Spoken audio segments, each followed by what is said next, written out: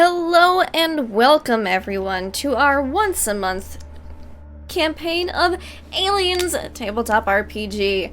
I am Lindy, Laugh Love Lindy, and I will be playing Captain McKeelson today.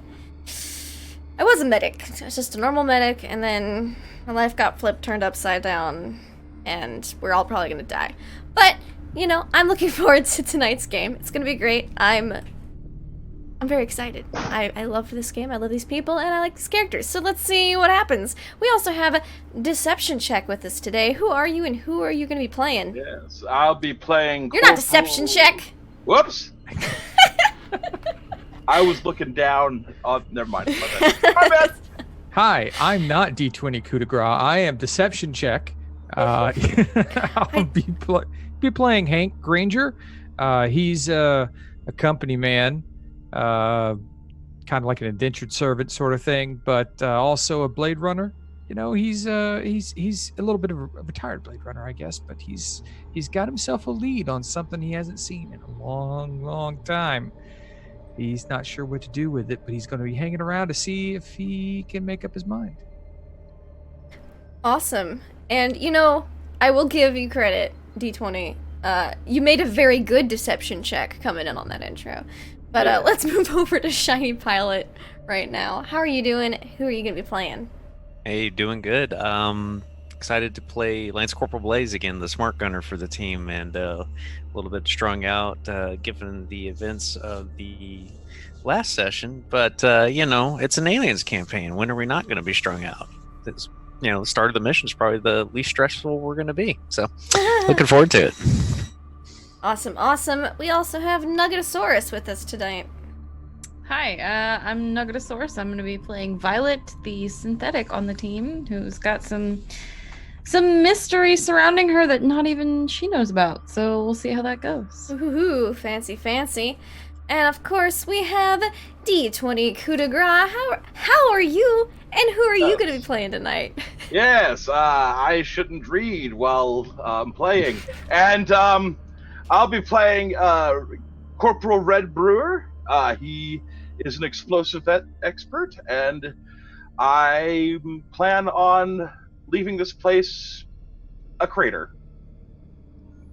Not a bad plan. I think McKeelson will back you up. Captain's permission. Let's blow this planet to smithereens. And of course, last but certainly not least, we have our game master for this evening, Producer Drab. How are you doing? Oh man, my epic day of gaming continues. I gave myself a written and directed credit in that intro there, but that's not entirely true. We're all putting this together with some awesome people, and we're here for part 3, The Shoulder of Orion. This episode, it's like if this was a Netflix show, you know, you give them all episode names, you know. I think this one is called Soft Hold. Okay. So here we go. Prologue, 2016. IRL Corporation Headquarters, Los Angeles, California. In a triangle-shaped room where water covers most of the floor and a reflection throws dancing light all over the walls that are at a 90-degree angle. 4 women sit at a table, dining from empty plates and drinking from empty glasses. And an old man with big Coke bottle sunglasses comes in, just as an owl perched nearby hoots gently. And this old man sits down at the table and admires these 4 ladies, one of which we recognize as Violet. At the other end of the table sits a very pretty, slender woman with sharp features and a very unique hairstyle. Bun in the front, bun in the back. And then 2 other women sit at the table,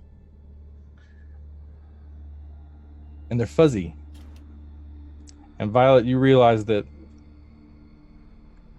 this is a half-remembered dream, memory that you have never seen before. And this old man just kind of looks back and forth, and he talks, but you can't quite hear his voice. And he says things that are very important, but you can't quite understand what he means. And then as he makes eye contact with you, we hard cut to you looking Red Brewer right in the face as he notices that you've been staring off into the distance and he's been trying to get your attention. Yo, Violet! Yeah, What the hell are you looking at? yeah, yes.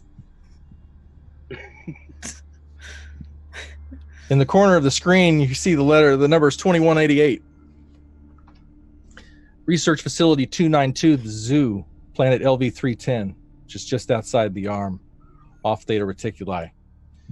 A year and a half ago, Weyland-Yutani Corporation lost contact with this facility and dispatched the Bougainville-class light assault carrier, the USS Remington, to reestablish communications and recover the chief scientist, head researcher of this facility, Dr. Jeffries. The infantry unit discovered that not only had Jeffries perished years prior to be replaced by his synthetic assistant Leonard, but he was crossbreeding the dangerous local wildlife with a highly lethal organism of great interest to the Weyland-Yutani Corporation. In the ensuing conflict, Violet's mind was wiped. Pacts were made. Secrets were kept. A purple monkey was put in a jar. And our heroes made it off-world only to be waylaid by these creatures aboard the USS Cleolanthus. They were being investigated and eventually interrogated by one Lieutenant Hank Granger, a liaison with the Weyland-Yutani Corporation. Hank, why don't you tell us a little bit about what happened on that ship and the events immediately following? All right. Well, I got stuck on cleanup duty for the Cleolanthus, checking out on these malcontents. Disappeared for several months off the radar and only found drifting in space. Chatted with them for a bit. Found out that they were everything I expected them to be from what I was told. There was McKeelson, a charlatan, a carpetbagger in only the best sense when it comes to providing nothing but a warm drink and a dream for survival. The rest were your normal Marines. They did what they were told. They followed what they thought the orders were. But then there was this anomaly. That caught my attention. But before I could really get much more into it, all hell broke loose on the Cleolantha. It seemed that some of the bodies that were brought back from the waylaid ship were infected with something strange. And it broke loose and tried to kill everyone, including me. So we ended up making our escape to my private shuttle. And then a really tenuous truce was made between the crew and myself. And we were then sent on our way to... Oh, I've got it here somewhere. To another planet. Let's go, Imperial Station, where we were to rendezvous with a company rep. And that's when we were told that McKeelson is now the captain of the crew here. I've been assigned to liaison with them and another group of Marines as we head back to the zoo to find out why these knuckleheads got into the trouble they got into in the first place. Didn't bring enough bomb. And now you're back on the surface of LV 310. You're staring at the rubble in front that is now what is now the rubble that is left of the biodome in front of the zoo facility. Now, when the last time you were here, the Marines anyway, and Violet, they fired rockets from orbit in an attempt to cripple the facility. Now, this facility is built into the side of this mountain. You can see off to the east this mountainous terrain going straight up, which makes it so that there's really only 2 entrances, but now there's a big fat third entrance right in the front of this place. So what is now Bravo, USCM Bravo Company, accompanied by Hank Granger, is as follows. We've got McKeelson, full-on body glove, light armor, ready to go. Now captain. We've got Brewer, demolitions, another full-on tricked-out body glove suit. And I want to go through this so that for the viewers at home, it's important that you see the cast of characters because we're talking about a group. This is that shot. This is that Covenant shot. It's very expensive. Okay, you've got the big like biodome hit by a rocket. Okay, get this thing. You got this group of people standing around, looking at it, and Blaze with his smart gun, Granger with what is your main weapon? I know you've got a pistol on you. What is Granger holding? I had the PKD, but right now I'm holding my, I believe it's an M42A scoped rifle with extreme range. Oh, you've got the scope right. Yeah, I'm wearing all black. I've got the balaclava. I got the glasses on. I look like a ninja stuck in the middle of green. Like I'm wearing the wrong color completely. I stand out because I'm wearing black and I'm in this big green area. So, yeah, it's bad. It's got that long rifle like XCOM, you know. With the big Yeah. long barrel. Violet is in her like a jumpsuit. Like, what do you think, Violet? What are you decked out in for rough terrain and exploration? Yeah, she's probably just wearing the ship's jumpsuit and then just some nice comfy combat boots and her pistol. Very nice. And second squad is Lance Corporal Coleman, their squad leader under McKeelson. You've seen him drinking a lot. Then we got Watson, who I'm going to attempt to briefly characterize these guys. I got to look at their photos. Oh, yeah. Watson's like the jarhead. Oh, no. Watson is the old Walter Brennan. Watson is Walter Brennan from Rio Bravo. Okay. I want to be very clear about this. Okay. You don't know what I'm talking about, just go watch Rio Bravo. You'll be glad you're doing you a favor. All right. So then Lasso's like the jarhead, right? Chews tobacco. Okay. He's dipping and he's spitting. Heston is the wacko who looks like Cable from X-Force. Made fast friends with Brewer. Guns sticking off. He's got a shotgun and a pulse rifle crisscrossed on his back. And he carries a pistol. Then you got Chow, who is standing on the loading ramp of the dropship that everyone is filing out of. By now you filed out of it because quite a bit happened actually at the end of last adventure. And then you also have Kennedy, she looks like Death from Neil Gaiman's Sandman, except less charming and more alcoholic. Been in the military too long type. Rough. It's a rough lady. Okay, she can take a punch like Linda Hamilton in Terminator 2. Okay, this is a tough lady. Okay, they're all standing in their gear, their boots in the mud, in that kind of soft rain that seems to kind of float down gently from the sky. And in the wreckage of the biodome, you see these cables crisscrossing from either end, and there are 5 corpses, including the headless corpse of someone with white fluid, having fallen out and by now crusted.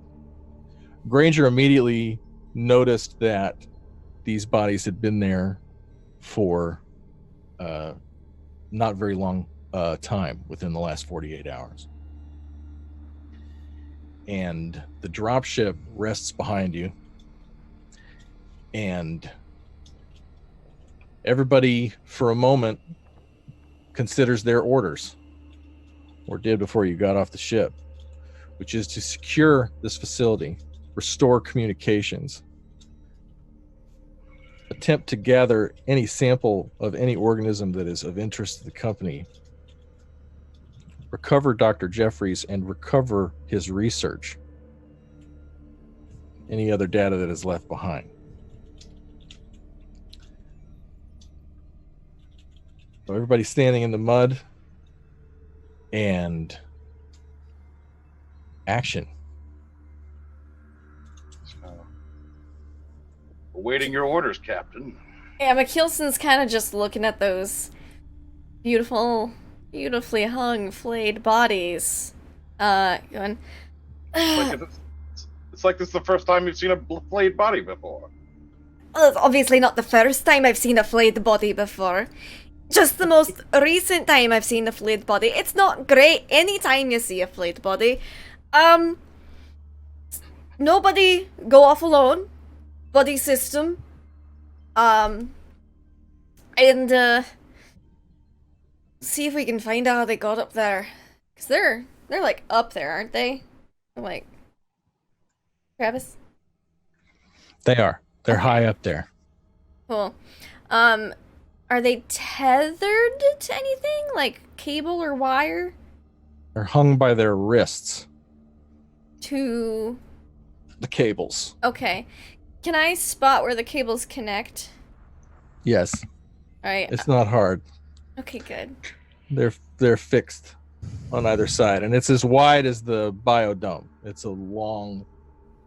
Oh, so they're not like draped over something and then hung to the ground. They're just straight across the dome. Huge. It's like half a football field, or maybe a little bigger. Like it's a Alright.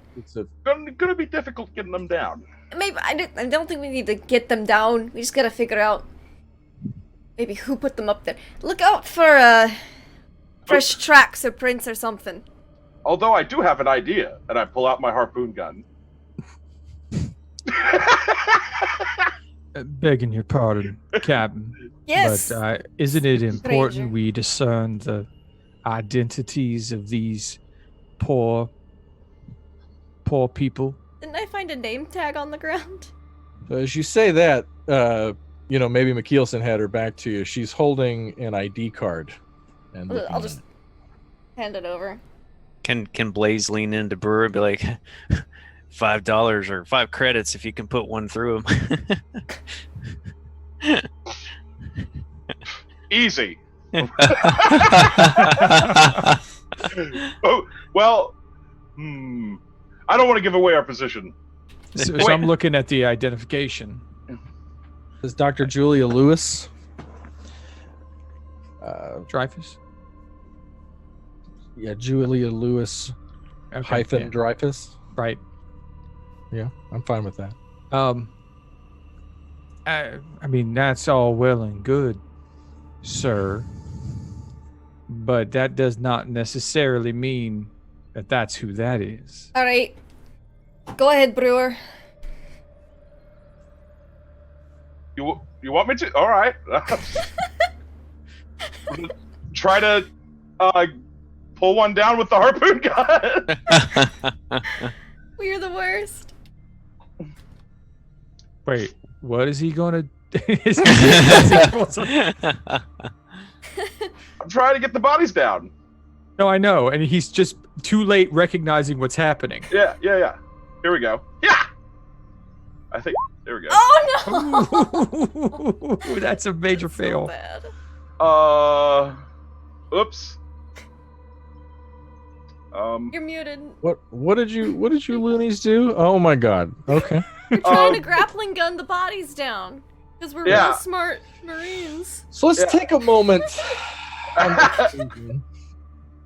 to consider the terror 8 minutes, in y'all. the air. Mhm. To consider the terror in the air as this is all happening. You all took a stress when you saw this, when you landed and got off the ship, right? These are flayed corpses, okay? The fifth one is missing a head, okay? And Brewer just fired into the air with his harpoon gun. Not only did he not fire over it, he fired under it and fired through the second one on the left's legs. And it goes spinning off into the dirt. And nothing is different. And everyone looks at Brewer. I hit one. You owe me $5. You guys gonna say Blaze is dark laughing, like that dark chuckle. He's like, all right. And Brewer takes 1 stress. Damn. And your gun jams. And Do it's I going have to take to- a minute to fix it. Do I roll anything? Or do I just put the stress level? You just add 1 dot to your stress level. Okay. Done and done. So yeah, that just happened. And Mikkelsen, despite your checkered past, right? You do have a rough notion of your responsibilities at this point in the proceedings, right? Yeah, I'm trying to let they come to me. I don't And think so- it's calibrated right. Yeah, maybe look into that. And you have Lieutenant Coleman walk over to you and, tilt his chin. Like, what are our orders? We breaking up? We going in? What are we doing? Try to ascertain the identity of these bodies. Probably try to get them down. Maybe we should find one end of the wire. I don't want us all splitting up much. This is a very dangerous planet. Yeah, how dangerous? How? I gesture to the flayed bodies, impaled on the air. That wasn't here when No. Sarge said you were here last time. Yes, and that wasn't there. That's new. Okay. Right, Tell you what, fresh why too. don't me and a couple of us, I'll take a couple of guys, we'll go let them down. Y'all can catch them. Sounds great. Brewer or Blaze, get ready to catch some bodies. What? Catch? What? Stand underneath. Like this. You've got to be kidding me. Alright, well, or get a net or something. Yeah, see. Get a sheet. Hey, Blaze, get your blanket. Oh man, on my favorite blanket. And Blaze is gonna reach down into his cargo pouch on his leg, and he's gonna pull out one of those Mylar foldable thermal blankets, and he'll pull that out and hand Brewer a corner and kind of give him the look like you're helping me with this. Mm-hmm. Yeah. No problem. Mm-hmm. I'm helping. We'll stand under the body with my nice camping blanket. Can As long as it's not my blanket. Can I make some kind of a check to see how... No, just kidding, I don't want to roll anything. I don't care how old these bodies are. Well, we did that last time. Did Granger we? already told you. Okay, good. Yeah. I don't They're remember. less than 48 hours old. Okay, very fresh. Is there any place nearby that I can kind of get like an Overwatch that's relatively safe and open? Yeah, so you start to see second squad break up and Mhm. they split off. Buddy and system. start Buddy system. doing the buddy system here. Right. And you can see how on the right here, Heston and I think that's Lasso Yep. are going up kind of what is effectively a ramp on the ruined wall Mm-hmm. of the biosphere. And you can get up pretty high up here, and that's probably the highest vantage is right up here. I can push and hold, can't I? Right there. Mm-hmm. Okay. It's the highest you're going to get. The rest is crumbled and lower. Okay. The cables are rigged up nearby on this end, kind of like right here and right there. And the dropship is still here, right? It is. And Lieutenant Kidd and Chow, the pilot, are on the dropship standing by. And they pulled the ramp up like I told them to. And activated the sentry guns. They just did, and Granger, you noticed Kidd was on the phone shouting into like a communicator radio as Okay. the doors shut. Okay. So as second squad fans out and begins to move around the side, you guys notice that it is very quiet. I want to just have my binoculars out and be scanning for any movement while they're... Wasn't this some sort of nature sanctuary or something? You'd think you'd Some... hear more animals around here. Well, it wasn't until we blew it up. You kidding me? All the animals are probably dead, just like these bodies are. You'd think they flayed the animals. Who knows? They flayed human corpses. Let's just get these things down. Well, if you see any flayed squirrels or monkeys, let us know. Can you give me I an figured idea? I'd keep it to myself, you know? Can you give me an idea of what's going on here? I mean, I know you guys are kind of jumpy, and, well, the bodies up there look like something McHilson tried to save, but I'm not sure what we're supposed to be worried about. More of those things from the Cleolanthus? Yes. Aliens. All right. When you see it, you'll know. Is that just it? Is that a lot of them? Is that just it? Yeah, well, there's also maybe other different aliens that hunt the aliens. They hunt the ones that were hunting us. All right, so there's two of them. There two is an unknown force capable of hunting the supreme hunters that basically kicked our ass. They're on this planet. Potentially. And then... At the time, they were using this planet as a hunting grounds. All right. So, all right, well, what about just the big black shiny one, right? No, there's some, like, snake ones. It's a snake. And then there's... yeah, okay. they look like snakes, but they got little arms on the sides. Didn't you guys find those purple, blue ape yeah, things those are here? fine. Those didn't do anything. They're just monkeys. Okay, so that's not... All right. Well, I'm just trying to understand what pile of shit you guys have drugged me into now. Snake aliens. Snake big aliens. Black aliens. Right. We've got the things that hunt those things. And I mean, what would you call them? I mean, are they predatory in nature? If they're hunting the aliens, you could probably say they're the natural predators, yeah. All right, well, we'll just call them predators from here on out. All right, sure, why not? Or unidentified species 1. I mean, what do you want to call them? I mean, predator's fine, I suppose. I don't have a really better name for them, so. Fair enough. All right. Well, I'd rather not name them after us. All right, well, let's keep an eye on Blaze and Brewer and make sure they don't... I mean, you told them to catch bodies from, what is that, 30 meters up? That's going to be kind of fun to watch. It's going to be great. I've only had some popcorn and whiskey. Can we proceed? Yeah, go ahead. Yeah, Violet. Kind of half hear the word snake alien, but you are distracted because just a moment ago, after seeing that vision of being in a room with the diagonal walls, you heard a voice. You swear you could have heard this voice right before your memory came back to you as well. Violet, I'm so glad you're back. We have much to discuss. You and everyone on this planet are in serious danger.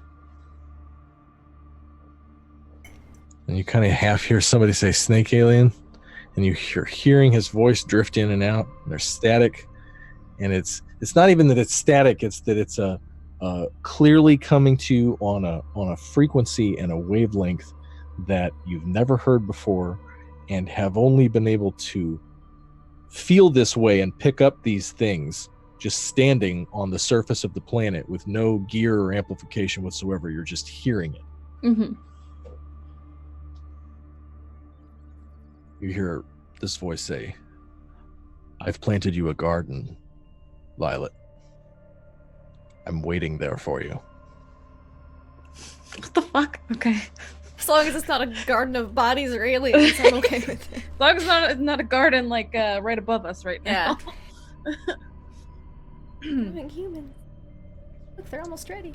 Can I tell if So it's kind of all coming at me like static. It's not coming from like a certain direction. Yeah, let's talk about that. So let's look at your sheet really quick, because that's excellent question. So as we're looking at the super cool sheet that's in roll 20 now for this game that's not even out yet. Come on, December. Do I want... I just want a straight up observation roll. Okay. Beautiful sheet. 1 success? I think that's how I read it. That's correct. Yeah, I got 1 success, which means you succeeded, right? Cool. Because if you get more than 1 success, that's a stunt and special stuff happens, right? Right. You're just looking for 1 success to do it. Cool. Okay. So yes, you're feeling this, and it is even such that you could swear that you're starting to be able to see the electromagnetic spectrum. And you're starting to be able to feel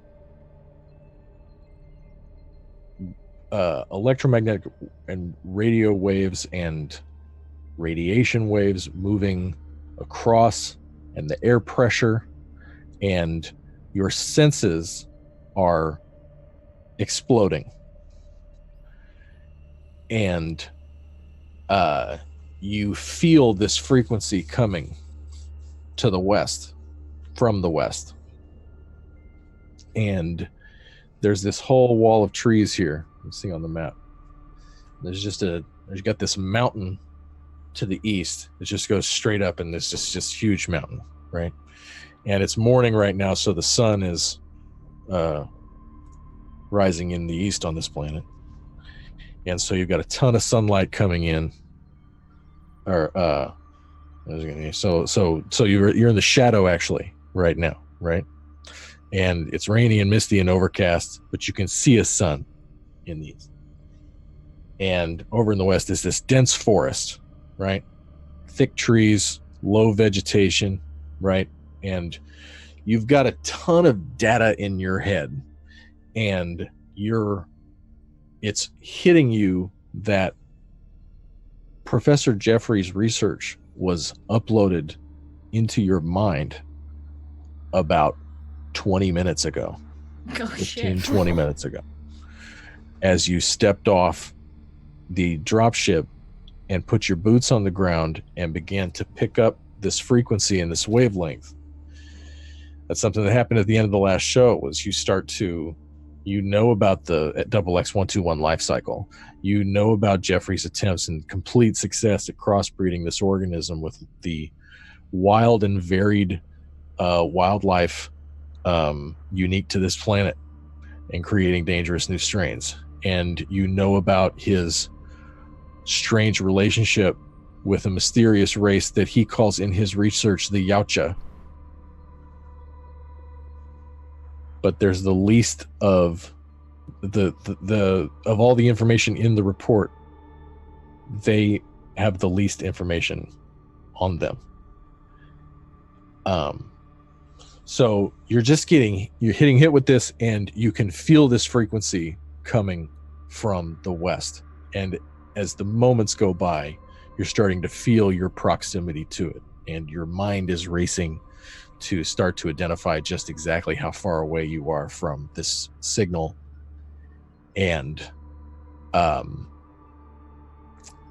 you may need more gear to investigate it further. Mm-hmm. Is there anybody? So I've probably been standing in the same spot since we landed, pretty much. Is there anybody within like 5-10 feet of me? Yes, you're standing near Everybody? well, unless Brewer moved. Yeah, you're standing near everybody except for most of second squad who have. Okay. Violet, Yes? what are you looking at? You've been staring off in that direction for 10 minutes. I think we need to go west. That's the wrong way. You got something miscalibrated up there. You wanna- No, I You wanna double go- check which way is west on a compass, because That's deeper into the jungle, isn't it? it seems so. Yes. Yes. Yep, aye, that's west. Were we commanded to gather intel from the computer banks inside that building right there? I believe the objective was to find Dr. Jeffries. And What his ma- research and any samples? All the Look. things that should come from that. Dr. Jeffries is probably just like these corpses, okay? There's Dr. no Jeffries left the facility long before we ever arrived there.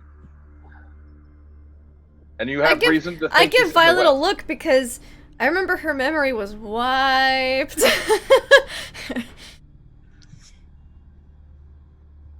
Why do you think he's over there? There's a signal. Did you tap into the signal, Violet? Tap my radio. It's I like, don't know. I can hear something. Alright, so you tapped in. Good, that's good. You know, signals or something. It's maybe someone's activating it. Can you I'm gonna- patch us into this signal? I can certainly try. Can I make a comtech check to see if I can broadcast the symbol to them? This thing is fucking broken.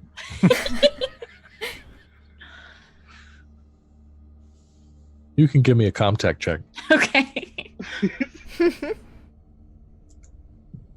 Oh, no, I can't. No. Yeah. One of the things that you realize at that suggestion, and yeah, you try it, kind of look at his communicator. You know, these guys are on, let's go ahead and be clear now. These guys are on radios, Mm. right? In Aliens. Correct me if I'm wrong. They're all on radios with infrared cameras on their rig and the motion trackers to detect changes in air pressure, et cetera, et cetera. They do not have like Star Wars super communicators, right? Right. So as far as send them the signal or to what you realize in this moment is that you're going to need a data terminal. You're going to need access to equipment and nav computers and like a functional, the kind of gear that you would find in this facility The facility. Okay. or on a ship to show them where you think this is coming from. Mm-hmm. Your devices are not equipped for this signal. I'm sitting here going AM, FM. AM, FM. Perhaps either the ship or a data terminal inside the complex would be able to provide me with what I need to show you what I mean. But Look- west is the direction we need to go. There's a terminal right there, right inside the entryway, not too far. We could check that out, see if it has power. I'm only going to bring this up just because we only just talked about it, but you said that there were lots of things that like to kill people like us. Hey, Dr. Jeffries was successful in his crossbreeding, yes. We'll get back to that in a second. But that's a forest over there with lots of vegetation and places where you can hide and ambush. And Oh, that they there's a don't need the predator vegetation. They could do it equally well inside that building, let me tell you. Personal They're experience. also in the jungle somewhere. The ouchie. Oh, that's right. That was the name of the predator things. Type. Yowcha. Violet, you seem to be rather knowledgeable about these things now compared to your earlier statements on the Cleolanthus. Yes, I am much clearer now. Why is that? I do not know. He's got his hand on his sidearm right now when he's asking. Maybe it's that signal. Maybe it downloaded a report or something. There does seem to be a large amount of data in the signal. Yeah, his body language has completely changed at this point. At this point, he is like ready to kill. I'm getting right Just- up next to Violet. Damn companies always updating you when you don't want them. Was this a planned data extraction, or were you forcibly injected? I did not plan this. So you receive this. So this signal to the west is updating your data? I would say it has informed me of Dr. Jeffrey's experiments and what he's done, and yes, you could say it's updated. He relaxes just a little bit. I think I agree with Violet. We should head west. I need a data terminal first. Alright. There's like a front desk right around. Oh, can I look at this? So let's. It was blown up. Yeah, I was gonna I'm gonna say that, and then I'm gonna go, and then look at that where I know the terminal stations were. Well, McKeelson, you mentioned binoculars, right? Yeah, I do. And Blaze, let's talk to you too, right? Because you're forward on all this, and Blaze in particular would have been up here, up front, on point, and ready for orders, right? And Blaze and McKeelson in particular. So the only things completely annihilated in the rocket strike were the biodome and the landing pad, right? The facility is built up into this rock on the mountainside, right? So you don't know the condition inside, right? But what you can see as you look through the crumbled biodome gate doors right here is you see this what is now basically a large tunnel, and the doors blown off, and the rusted, aged doors are hanging open on either side, and you can, with your binoculars, McKeelson, you can just see into a half-lit expanse back into what you're because all of you have a map have looked at on the ship in the briefing, the map of the facility, and you've been here before, so that back in Bay 2 you can just see into it. Okay, cool. Well, but we're going to say that the entrance that came off the landing pad is destroyed. Yeah, this entrance over here. Boop. So, okay. I know there's a secret terminal thing back there. There were terminals in Lab 1, yeah? Because that's what Leonard was using? Lab 1 was where you encountered Leonard, and that was where he had set up his main nerve center research area. Yeah, so I would know that there would be a terminal she could potentially use in there. Just as you put your binoculars down from looking through the tunnel, everyone's radio squawks. You hear Kennedy go, "We're ready up here." All right, Brewer, Blaze, get ready. Let her rip. All right. Do we need to step forward on the map to get closer, or why don't you guys move your tokens right up into the middle of the biosphere, because that's where they're going to come down. Oh, okay. And you're going to have to. I'll get it here. Make sure I can, within pistol range, anything comes to attack them. Yeah, I got my gun ready. Good kid, There we Captain. go. I'm the red guy. All right. The red guy. Okay. Cut him down. They start to loosen them. A slack in the line begins to show up, and these bodies move toward the earth. The surface, it's not the earth. But, and so you've got these skinless corpses. The skin has been, they've been thoroughly flayed and carefully. And then the one in the middle is a synthetic that you recognize Leonard's jumpsuit from the last time you saw him, even without his head. And he's got really cool Nike shoes on. And so anyway, they begin to fall to the ground. And what do you guys do? We got our Mylar space blankets, and I guess we're going to lay them out on the space blankets and try not to heave while handling each rotted skin corpses. These guys are right. Probably failing. Yeah.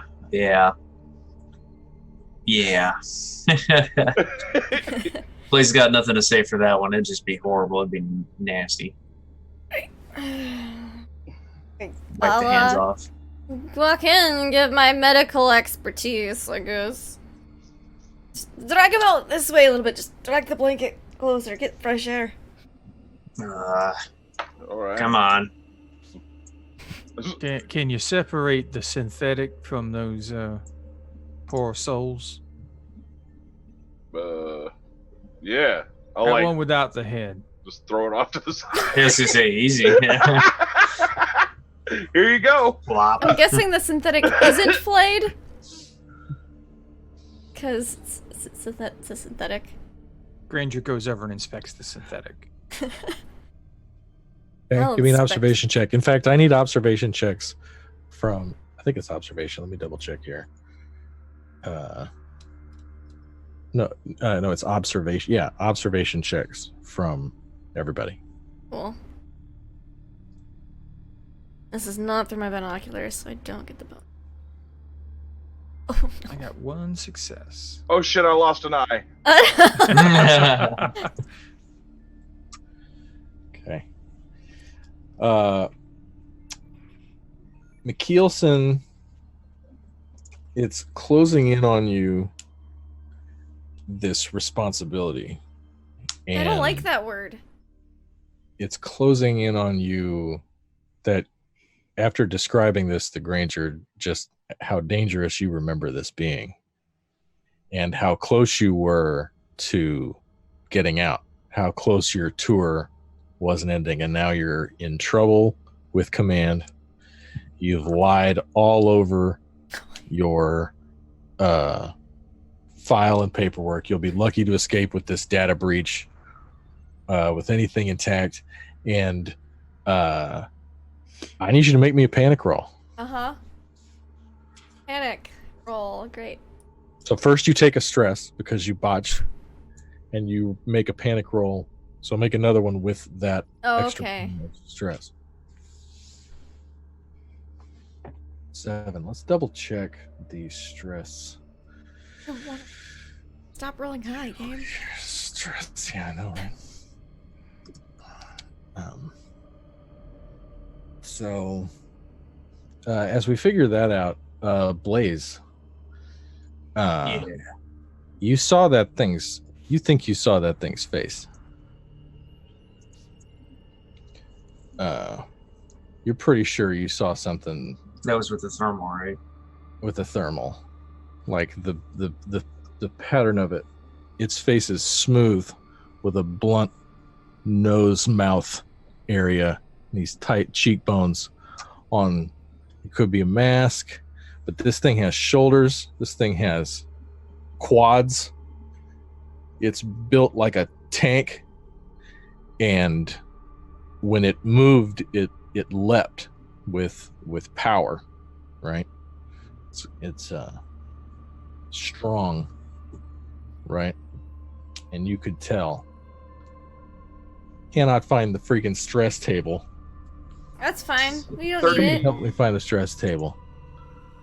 What's a 7 on the stress table? Loyal viewers. Let's see. Oh, okay, 35. Working on it. Because we're doing this.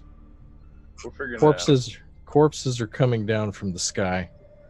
it out. It's stressful. Gravity of the situation is starting to stress level, panic. Page 60. No. So yes, while Trip was that one. I'm looking at it. Make a panic roll, Blaze. Okay. I think Okay, it's Brewer not. has to make one too. You take a stress, and you make a panic roll. Okay, so I take a stress as well. Yes.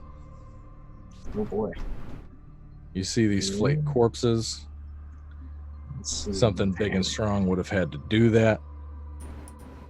Something that knew what it was doing. Okay, there's panic. Yeah, buddy. All right, you got a 9. Brewer's gonna do it. It's bad.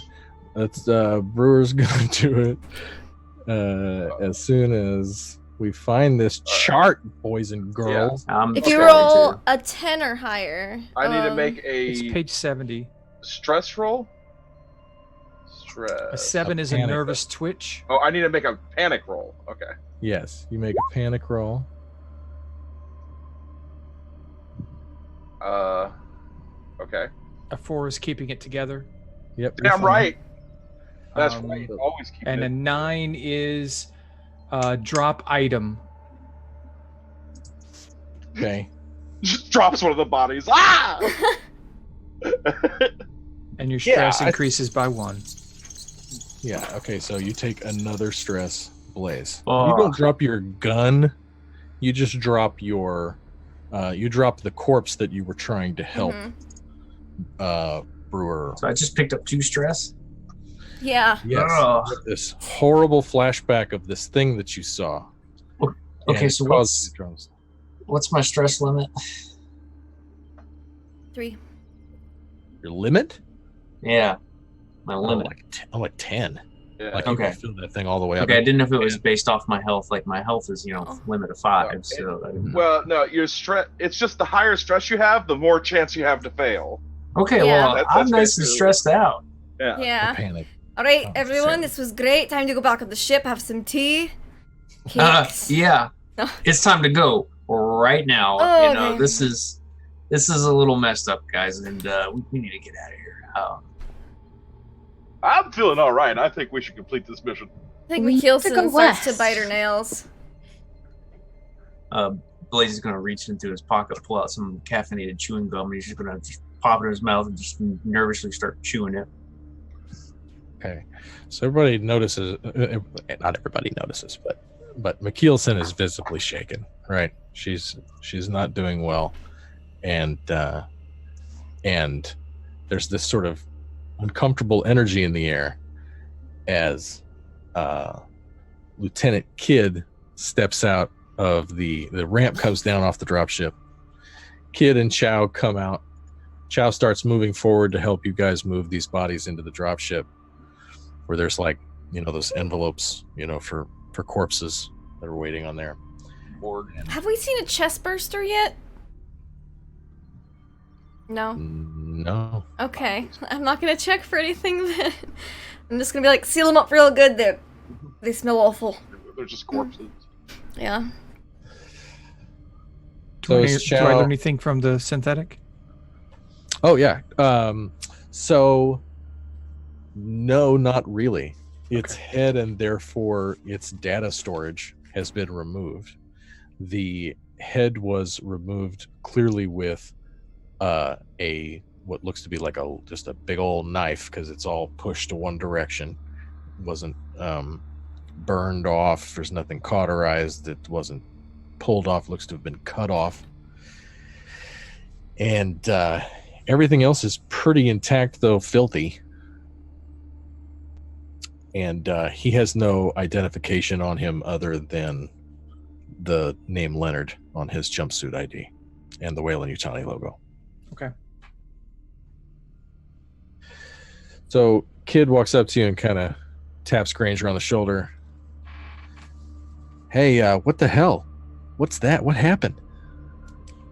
I don't know what went on here, but these people, supposedly there's another life form here that hunts. It's a predator of some sort. I think they might have had something to do with this, because this doesn't look like what we ran into on the Cleolantha. Okay. Just bag them up. Do we have is there a closed space, something you can lock on the dropship? Yeah, I think I saw something. Chow knows what to do. They have a whole procedure for this. They'll take care of it. Lock these things up and Put keep them in like keep- the closet. In the closet. What's that, Captain? Thank you, Captain. Whoop. Put them in the death closet. Yeah, put them in the closet. Lock them up somewhere. Okay. No, just Well, like I bag said, 'em, Chow's lock 'em gonna handle that. She was telling me all about it. But listen, Granger, we're gonna stand by on the dropship. We're gonna stay on the surface for a little while longer.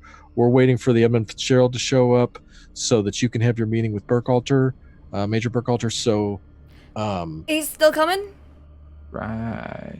yes, Captain. Is he how close is he? He's about 6 hours away, Right. and so we're gonna Right. stay. We're gonna hold tight here, just in case, and then we'll dust off with You, sir, Mr. Granger, and a little later. So I guess standing orders are to secure the facility. Yeah, is that what you guys are going to do, or what are we? We're getting out of here, right, Captain? I have to wait for Burkhalter. Violet, do you need the terminal? Does Violet feel like she can find the source without? Lieutenant Kidd looks at all of you like you are out of your mind. Orders are to secure this facility, which, according to my records and company directives, is what you didn't do last time. Ah, I gesture to the flayed bodies on the letter getting bagged and tagged, I guess. Currently. I gestured to the ruined mountain. Okay. There were you guys bigger do- problems going on last time. Again, alien life forms issues. So I guess I got this wrong. I thought there were Marines on this planet. I thought that this was a Not USC anymore. mission. We are Okay, the so only Marines here's- here. That's right. No, Captain. I think she was talking about you. Good one, kid. That was good. So here's the thing. You can do whatever baloney you guys want, and then you get to explain it to Major Burkhalter in 6 hours. Alright. I think you hear McKelson kind of mutter and pull out a cigarette. Lipstick. Alright. Violet, terminal? Yes, do we need to go in there and get a bloody terminal?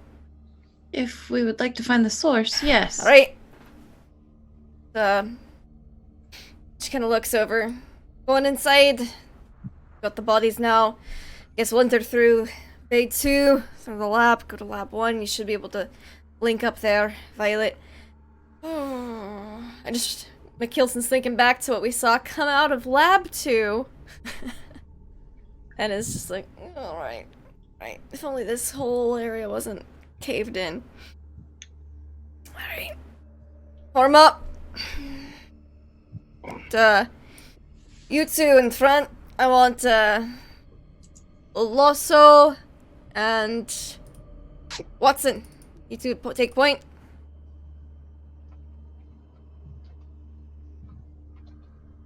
Okay. Keep your eyes and ears out. We're not alone here, obviously. Okay. What about Blaze? Where's he? He's usually up front. Yeah, he can what be do you right wanna do? behind them. He's gonna be right with them, but it's a very reluctant step up to join those I give him a guys. look like I put people.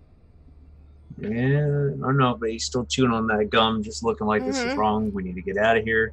But he'll reluctantly move up with them. So Right. Move towards Bay Okay. 2. What about Violet and Granger? What's going on? Violet Granger with me. Kennedy, you take rear. Heston, I guess. Ranger pulls in beside McKill's just like, great first day on the job, eh, Captain? Just kind of backs off a little bit. It's been worse. There's one time I worked at a fish market. yeah, And yeah, just heading towards Bay 2. Let's see. Violet's gonna reach out and pat McKelson's shoulder. And it will all work out. I really hope so, Violet. I really hope so. As do I. Takes another hit on the cigarette. Just keep your eyes open. oh, they're open. All right. As everybody moves up, second squad up in the front, and Blaze, you're the first to see it. Bay 2 has suffered from what must have been a massive blowback from the explosion that came straight in through the biosphere. And basically, ground zero is you just stepped through it, right? There's just this crater right in the middle of the place, not like deep, but wide. And it blew, everything back, and fire clearly blew through into Bay 2. and the front doors are blown wide out and into the tunnel and rusted out. And as you step inside, you start to notice. Why doesn't everybody give me? Well, we're going to hold on to observation checks because I don't want everybody to freak out. So. Thank you. We're gonna be super stressed here. We're gonna be like, we're getting in a room all too, learning guys. together. Yeah, let's just say, hell with it. I'm shooting you all, and I'm getting out of here. You've got flashlights on your shoulders. You're observing, okay? and off to the left, in the very back of the room, from the ceiling is suspended a massive gray, by now very dried out egg sack. Right under it is the crumpled remains of a massive organism, a dark brown in color, its ribs sticking up into the air, and by now so dried out they're looking pretty brittle. And you see that whatever this was had a massive armored head carapace that stretched back probably 6 feet, 7 feet. Does it look like from that chin. queen that was chasing us? Does. I But I couldn't remember if you had seen the queen. So. Wait, are we all seeing this She or just the charged through point the wall people? and we froze her in place for a little bit and then booked it. Oh yeah, just the point. Well, that was I remember you did that to a gorilla alien, but we'll get back to that. Blaze, to answer your question, just the people up in front see it. What I'm describing right now, and so McKeelson, you're nearby. You're looking over shoulders. I'm just gonna yell, "Don't touch anything!" Don't touch anything. No one fucking go in that room. Okay. So everybody's sort of in the transom of this blown out corridor, right? And you see this hulk in the back, this corpse of this strange organism. And let's see if there's anything else in Bay 2. It also has, you're just noticing that ribbing that you saw under the heat exchangers, that resin coating and structure that the organism began to build in the belly of the Remington while you guys were off the ship. You recognize that here. Oh. This is a full lair with the spine across the ceiling and the ribbed walls and the grooves in the floor that you almost trip over. It's been fully cocooned. And you see his corpse in the back, and you see some destroyed. You remember seeing those eggs, if I remember correctly. You see sort of destroyed. Granger, you're as you guys close the distance, you start to see past people's feet, and nearby the entrance, these sort of bowl-shaped, destroyed clusters. And everybody has time to kind of move on in, and there's no threats in this room. And also, the storage room in the back has open doors, and you can tell there's nothing in there. Okay. Do we see this eastern door open that I'm pinging? That's what I'm saying. Yeah, those doors are open, and there's nothing in there. It's just like... Okay. I was figuring the hallway ones. Okay, my bad. All right, guys. Room looks clear. Right. You gotta go to lab 2. Lab 2 might have something. Lab 1 will for sure. We're not going to find a terminal in this room. Nope. Blaze Leonard is showed us gonna- the queen on the camera and all the eggs. That's what it was. I know we saw her. Blazin is gonna step right next to Brewer and readjust his grip on the smart gun and be looking down this hallway here to the south with Brewer and kind of like give him the look like, you ready? I'll go first. He's right behind you, baby. All right. You guys step in. Fan All right, out. hold right there. Let's hold Yeah. right there in lab 2. The moment I'd What like is- to imagine the moment we come in, I fan left, he fans right, just pointing in. And so this is that moment in Aliens where it's too quiet, right? You got that hum. Except instead of the hum that's in Aliens, there's just sort of like total silence. Human silence is absolutely deafening. It's so obvious. Birds are not singing. It's intensely silent inside this facility. And in the Lab 2 room that you just entered, this is the room where the sprinklers have gone off and the freezer blasters have gone off. And to the side here on these angled walls, you can see destroyed containers, glass or like plexiglass canisters for various experiments. But this room is badly damaged. There's crap everywhere. Let's talk about who's in the back. What's going on with Granger and Violet and the rest of Second Squad? Granger's looking at the doors behind us. Mm-hmm. And he's kind of like trying to get the attention of Captain McKeelson. Mm-hmm. Yeah, McKeelson's constantly just looking around, kind of like a little paranoid at this point, so it would be hard to get her attention. Okay, Captain, would it be wise to leave unsecured doors behind us as we move forward?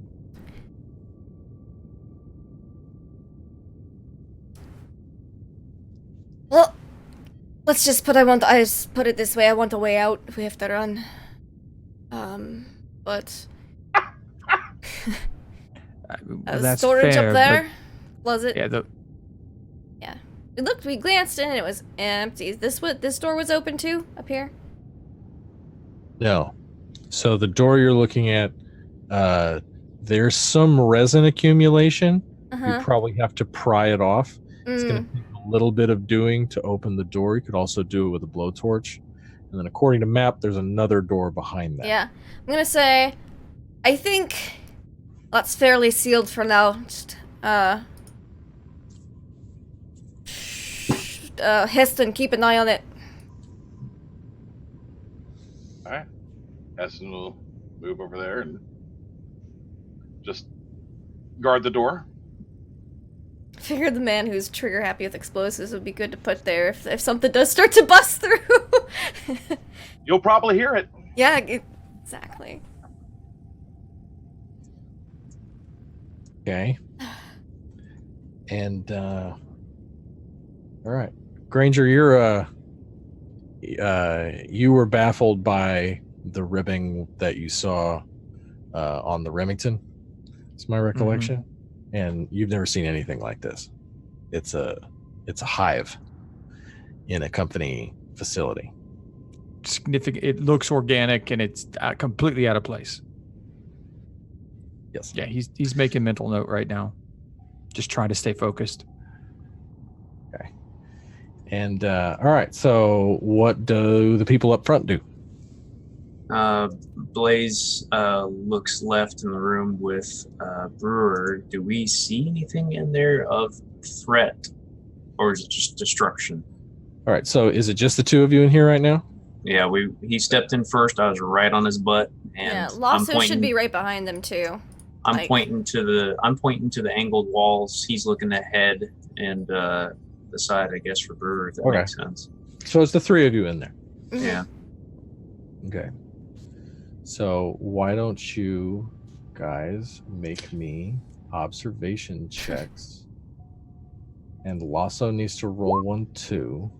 Can't I make a heavy machinery check? I guess I got 2 successes, or I got a success and a yellow success. What's the yellow success? I don't understand that. That's a success on your stress die. It's still a success. Oh, I see. So it's reflecting your stress die for the yellow. Oh God, you had to click that, didn't you? Does it really tell you that?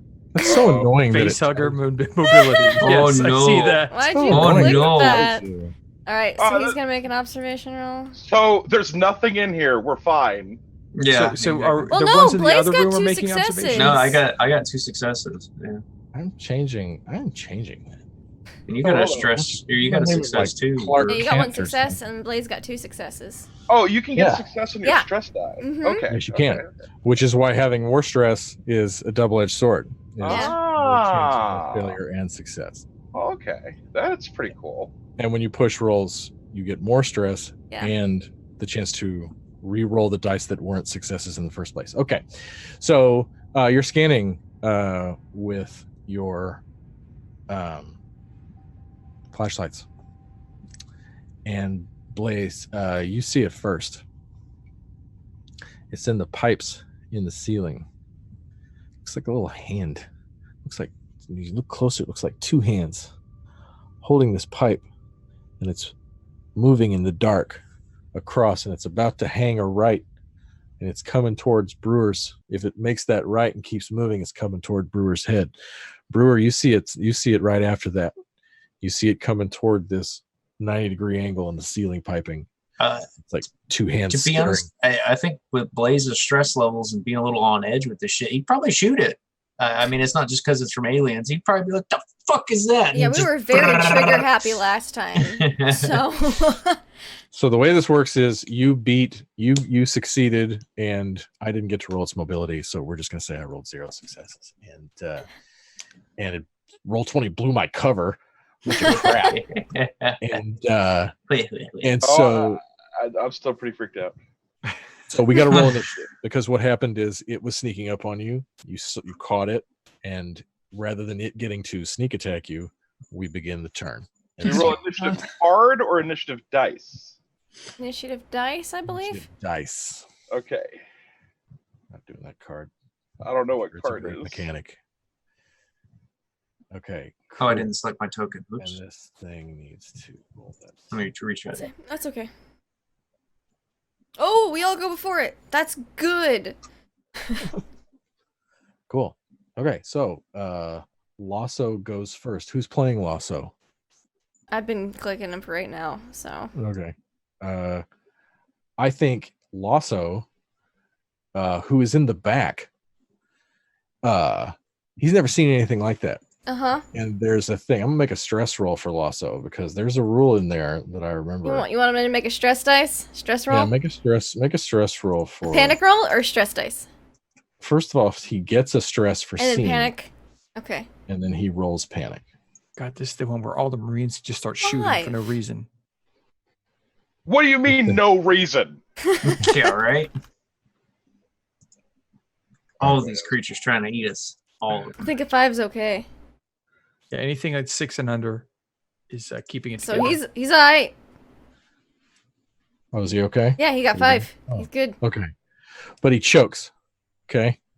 Panics. And he screams, "What the hell is that?" Whatever And, it is, shoot it. Okay, so and Good then, call, Captain. who's next? That thing ain't from my planet. Brewer is next. All right. So I guess how far from me is it? It is Oops. it is within 6 feet. It is at close range. Well, shit. Then I'll pull out the freaking cutting torch. Nice. Ah! Okay. Here we go. I would like to push that roll if I can. I don't know how to do. I don't know how to do You that. can. You do it again because you You just- didn't get you a didn't get any success. successes. You Okay. do everything So. again. And you take a stress. Take a stress point Yep. and then re-roll that. Yeah, just roll again. Oh no, you botched.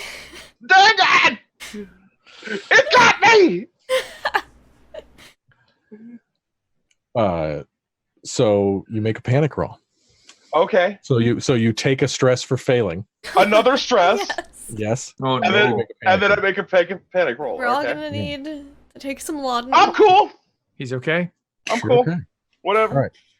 So Doesn't You- bother me none. Damn! Can't get this torch lit. you don't. You get it. I think. Well, which do you want? Do you want it so that you got it lit, but you missed and almost burned yourself, or do you want to have not gotten it lit? It's up to you. We'll go with. We'll I go think you with- got it lit, but you missed Okay. and fumbled badly because this thing is otherworldly and skittering above you. It's and not the coming right snake at thing. you. It's not the alien thing. It's not the gorilla monkey alien thing. It's not. What is this? It's something new Not- every time. All Not right, it's natural. Blaze's turn. Blaze, what's up? All right. Well, geez. I mean, Shoot it. Get it off me! Oh, I know. Let's see. Are you like grappling it? Is it like on your No, hands? it's not there yet. It hasn't No, it's gone. not. You get one chance before it gets him. Okay, well, it's smart gun time. So I guess it's going to use the smart gun in the tracking system, not knowing what this thing is, other than it's trying to come after him. So yeah, smart gun. What are you aiming that thing at? No, a botch! Ah, shit!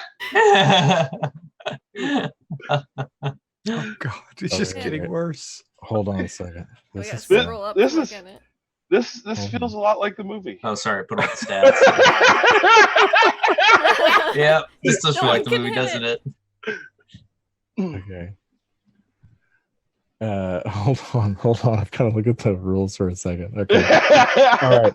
So wait. So you botched on your smart gun to hit roll. Hmm. Okay. So what happens is you open up with it.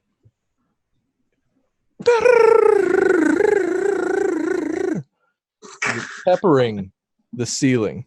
And this thing, you've never seen something sidestep a smart gun. Oh, Right. fuck. It dances right between the raindrops of your bullets. Kill it! Kill it! Like trying to kill him. Holy crap. Yeah, it's trying to kill a mosquito with like a fire hydrant. Yeah. Okay. Okay, so Holy mo. Uh-oh, it gets a turn. That's bad. That's real bad. I was really hoping that 1 out of 3 of you guys could hit it. I'm a little stressed out, okay? Apparently. It even has the little face hugger symbol on my stress I roll. know. Okay. It's okay. okay, here we go. Here we go, folks. Does an armor roll include stress? No, but Okay, it wait, might but reduce you have a- damage. Hey Brewer, you have a mask on, right? Oh, yeah. Okay, Uh, so Because he's got the welder mask, basically. Well, it's to And- keep me from getting acid on me. At least I need that Because we thing to saw what have. happened to that poor soul. At the desk. I need that suit's armor rating. 6, I believe. Okay.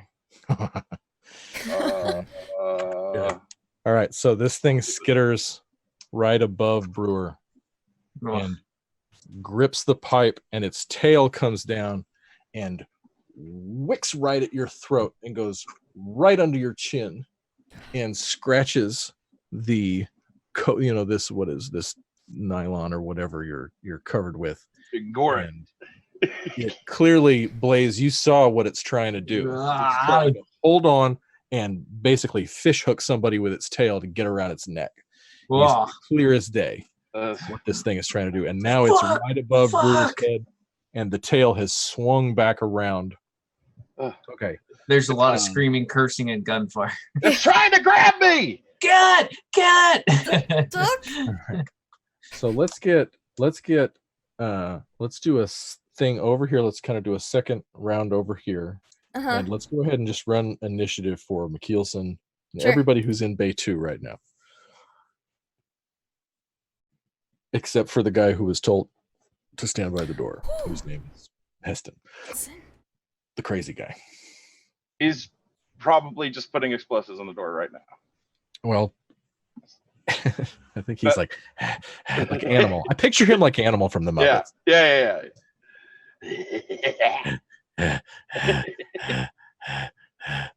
It's like sort of that constant steady pant and Thousand Yards there. All right, cool. So McKeelson, you hear gunfire and screaming from Lab 2. You can see into the hazy darkness in the room. You can tell the power is out and emergency lighting is on, but it ain't much. Can I tell that they're firing at the ceiling because all the flashlights are pointed up? You absolutely can. You're Okay. looking through the doorway. You'd be seeing the gunfire, like the bolt of flame coming out of the smart gun, going. Yeah, okay. Can I kind of come in right behind Lasso, aim the shotgun, and try to just pepper the ceiling Yeah. with shotgun blasts. He's ducking anyway because he's freaking out Yeah, and scared to death. cool. I'll try that. Will Coleman or Lasso go before me though? Really quick before, hold that thought for just Yes, 1 second. I will hold it. The 3 people who went just a second ago each get a fast action. Let's go ahead and make sure we're playing the game here. Everybody gets a slow action and a fast action. So if you guys wanted to, move out of the way, let's do it now before McKeelson completes her turn, because you get to do that. Fast action. I'm gonna go prone and aim my flamethrower up. And in the handouts over here, I can put up the list of fast actions and slow actions, because that's here fast in actions like the- run, move, get up, draw weapon, block attack, push, grapple, retreat, aim, seek cover, grab the wheel, drive. Well, use item. then Blaze is going to do a seek cover / retreat, where he's going to kind of fall backwards towards the door after shooting up in the air, trying to backpedal So away move. from the damn thing. Yeah. Yeah. Cool. So let me move him. Yes, he's going to All be right. closer to the door, blocking it like a idiot. Brewer, what do you do? I'm gonna hit the ground and just aim the flamethrower up at the sky. Beautiful. Lasso dives over here. Cool. McKeelson, what do you do? Can I get through the room to like here? That way I'm not blocking the doorway.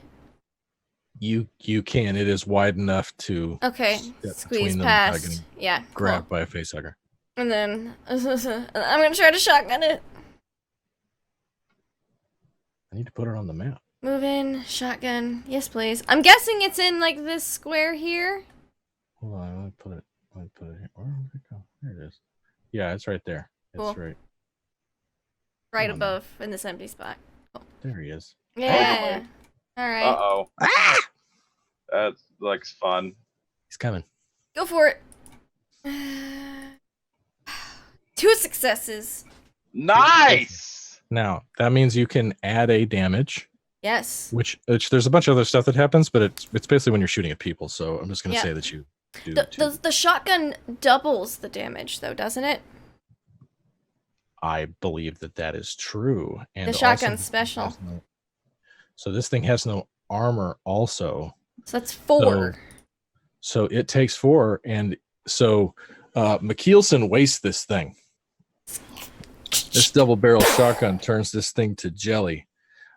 Problem is that means that acid flies in a beautiful spray. Well, that's all another the way reason I got here. across So the map. hopefully the spray goes Which way were you? I mean, the nice thing about it this is way. that you were shooting up.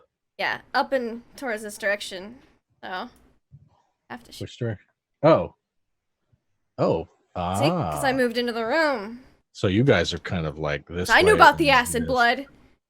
Well done. So McKeelson, in a shocking display of daring, moves into just the right Must be too spot. sober. Finally and acting like a greases this captain. thing. I love that, man. All right. So then acid just burns this whole side of the ceiling and flings across the wall, and that weird milky white smoke crawls up the wall and across the ceiling. Granger and Violet, you hear this cacophony from the other room. Granger, what are you doing right now?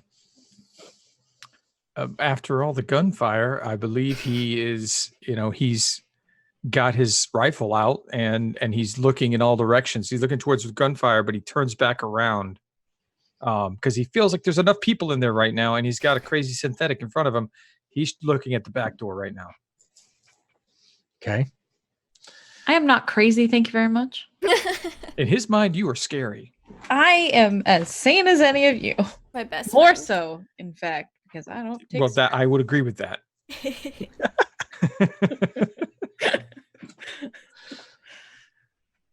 Check out my panic rolls. I'm level-headed. That's fair. We'll have to de-stress you at some point. You can slowly de-stress. A little bit. I don't de-stress, man. Just keeps building. Keeps building it, building.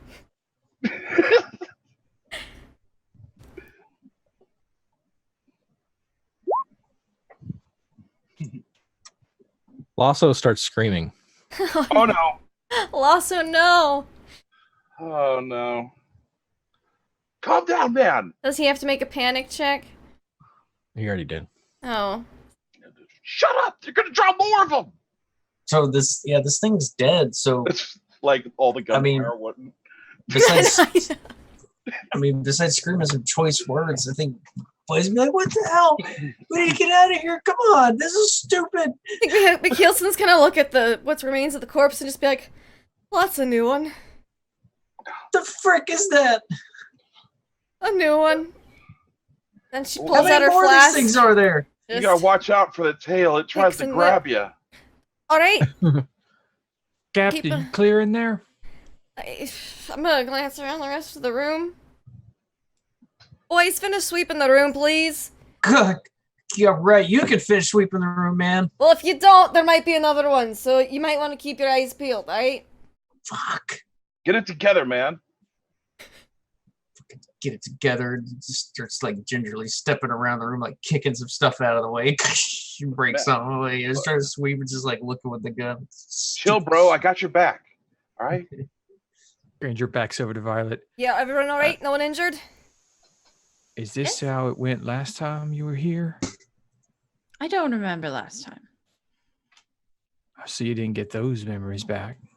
Right, Just got the Travis? info. I don't have my memories. I just know what Dr. Jeffries did, right? Correct. Okay, yeah. I don't know what happened last time.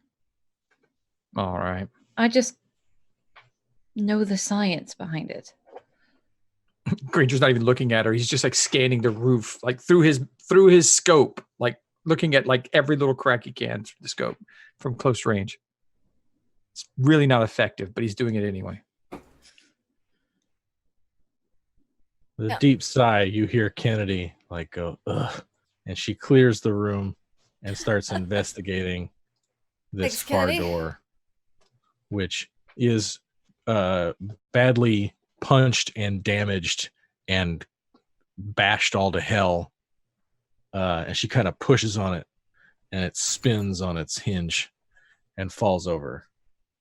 Can I like get around all the acid that's here? Is there like some Yeah. rubble we can throw on top of the acid? It's not on the floor. It's against the wall and the Oh, ceiling. perfect. Okay, Yeah. cool. And then I'm gonna like come on over. I'm gonna follow McKeelson. Great, so that's a new one. Looks like this. On this, bro, you said it tried to get you. Did it get you at all? Do you need any? Do you need the first aid? I'll like lift up my neck and show kind of. In your. Yeah. I guess the armor probably protected me barely. Gonna pull up my collar. Perhaps everyone should make sure those don't get on their face. Eh. They implant eggs inside you and then they burst Say free. what? It is very unpleasant. Sounds unpleasant. Everyone keep an eye out for your face. Now you tell us about these things? Just what face hole do they go in? Your The mouth? Alright, I was hoping it wasn't the nose. No, I ain't giving no alien a blowjob. No, ain't happen. No, we're getting out of here, okay? Get the computer first, Blaze, we're almost there. Like put a sock in my mouth or something. It's gotta go through the sock before it gets into me. Alright, everyone. I think to bring mouth Alright. I opened my med kit to maybe see if I've got some medical masks, and then was like, alright. And then it's just super glue, morphine, and whiskey, or scotch, and so I just close it back up. Alright, if you need any first aid, let me know. I believe it was the queen in that room that makes these. These implant themselves in an organism. Thankfully, she's dead. What are these fuckers still doing alive? And then the organism bursts out of the chest cavity. And then they rapidly grow. Where did they sit in the chest cavity? I could probably pull it out. I could Look, probably let's not talk about any aliens in cavities and bursting out right now, okay? Yeah. Can we just get this done with, please? Yeah. Let's get to that terminal and get the fuck out of here. Yeah, it's great. Let's do it. All right. Let's see. What's her name here up front? Kennedy. Kennedy. Kennedy, come on. Let's get this stupid crap over with. Right. Finally. Loso, get your shit together. Come on. Fucking shit. He's cursing the whole time walking in the hallway. All right, Kennedy just steps on forward. And the door to Lab 1 is half open. She like pushes the rest of it out of the way. The entire time I'm just watching the ceiling. Just Yeah. Yeah, paranoid watching scenes. You don't see Paranoid anything. watching behind desks. Spread out, Go. clear the room. I'm gonna look under this table. Gonna look at these canisters. Are there face huggers in those canisters at this wall on the side here? So this room, We took one of those because it had a big blue monkey in it. it did. I've retconned a little bit of this room and rearranged it just a little bit, but the point is that these canisters here on the right side, you do remember specimens being in them. You remember there was a purple ape that you took with you.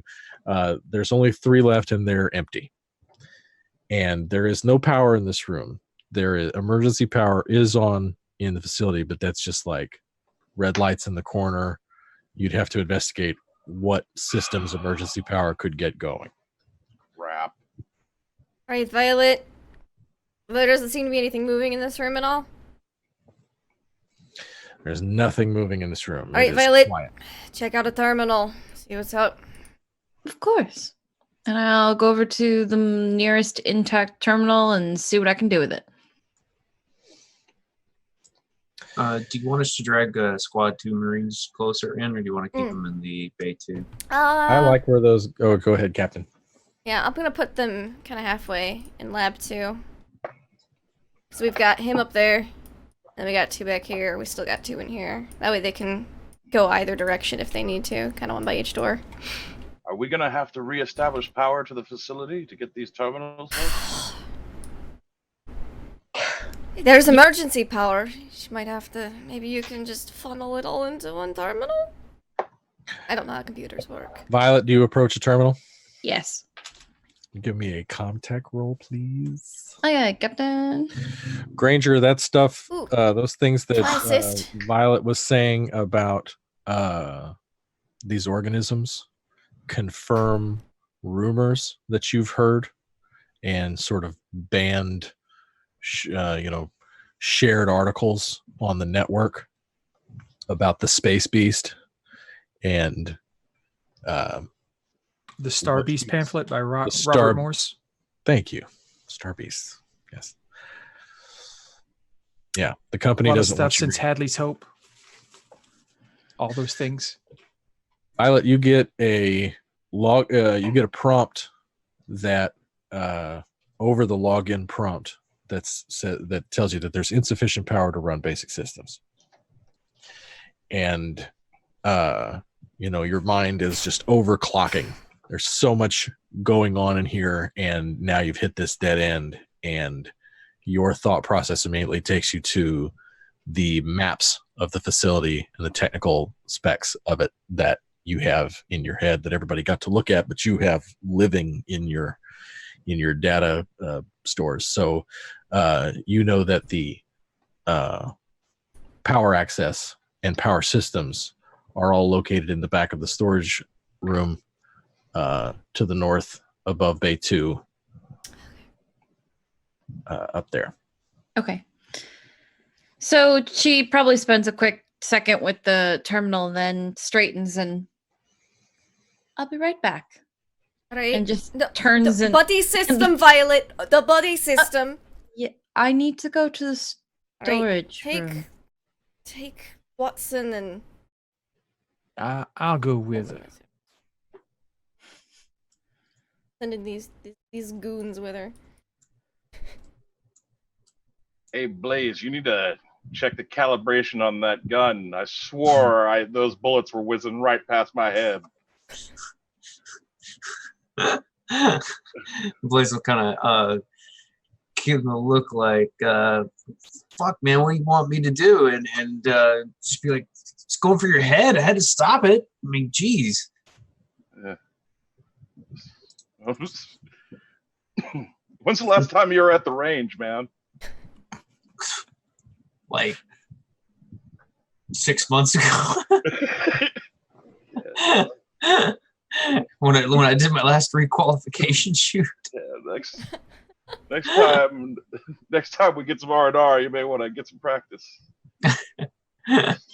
Kind of throw up the look like, okay. Yeah, I'll make sure to add aliens onto the shooting line there, crawling ones. I don't know, man, that thing. Probably use squirrels. They implant eggs in you? Like, what the No, hell? just like a crawly movie target on ceilings. Damn. Is it really bad that I just imagine somebody getting like the surgical gloves and blowing it up and like sticking it on a squirrel and having to run around? Okay, anyways, so I guess now that we're in the room, Blaze will take out another piece of gum and start chewing it and kind of poke his head through the door here at medical and look inside right. the room. Kennedy, go with him. Peek in medical. Maybe they've got Stress some peek. supplies. Through the window door into medical, you see the emergency lighting show you just 3 empty med bay beds through the room, and then just. The condition of the room? Is it trash? Is it pristine? Oh, great question. You're Well, here's- completely covered in blood. Yeah, Well, is here's it another quick question. how- So you said looking through the window, is the door shut and powered off, or is it open? It's shut, but it's not. It is shut and powered off. Yes, you could open it with your just pushing You have it. to muscle it open. Mhm. Okay. Well, Blaze will probably gently do that. And Okay. look But inside. what did it look like through the window before you opened it? What's It the looked fine. condition? Okay. It looks fine. We look through. It's still. And there's If it was emergency lighting. It's kind of covered in bouncing off blood, the wall. We might not open that door. I would have told you if it was Yeah. covered in blood. Don't you think I'd tell you? No! Don't you trust me, but at all? No! No. Not even No. a little bit. No. You had a face hugger trying to sneak up on us in lab 2. No. Okay. You But it's just go through. baby, don't love me. You move the door to the side.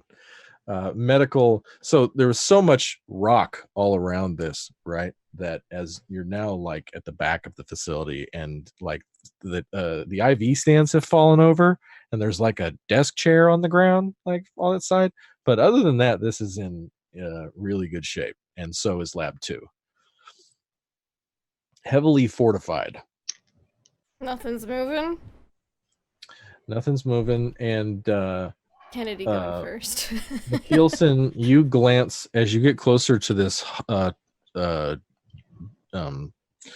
non-functioning hollow desk in the middle of the room. Yeah.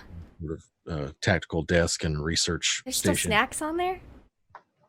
Yeah, there's the crumpled snacks from last time. They're Well, I'm super gonna pocket some of those. and Hell yeah. like some snacky s'mores and stuff. And then on the table in a coffee cup. The coffee cup is full of soil, and out of the soil is a purple orchid with a yellow fork tongue proboscis thing okay. coming out of the front of it. And this catches your attention as Kennedy moves into medical and begins to look around. Meanwhile, up in Bay 2, Violet, you approach the middle of the room. You see this resin, but it doesn't look like much. The doors are sealed shut, but you get the feeling that a strong person or persons could get through this door Or a weak without. android. Okay.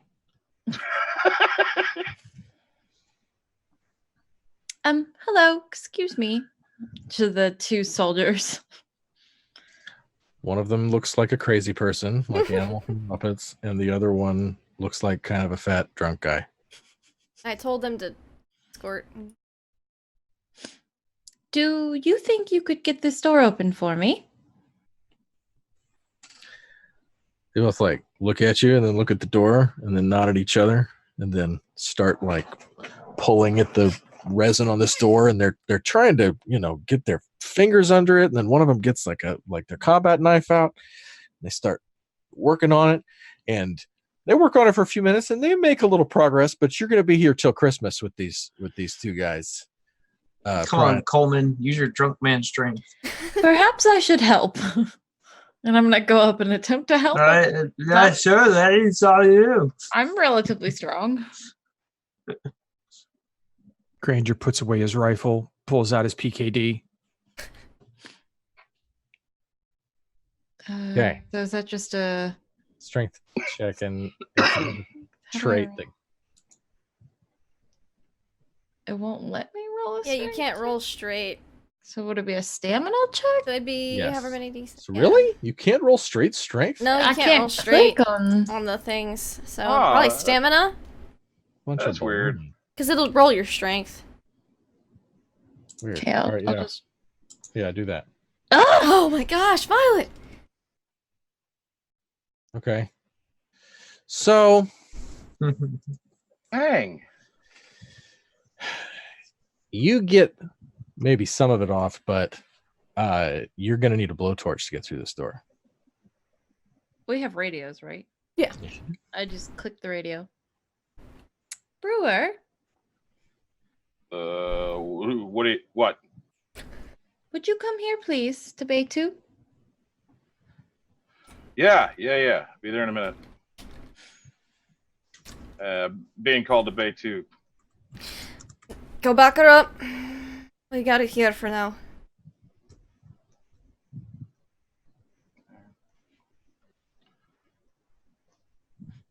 What's going on? Oh, hello. Can you open this with your blowtorch? You want me to get into that? Yes, that's where the power is. Oh, God. Yeah, fine. I'll start working on the wall.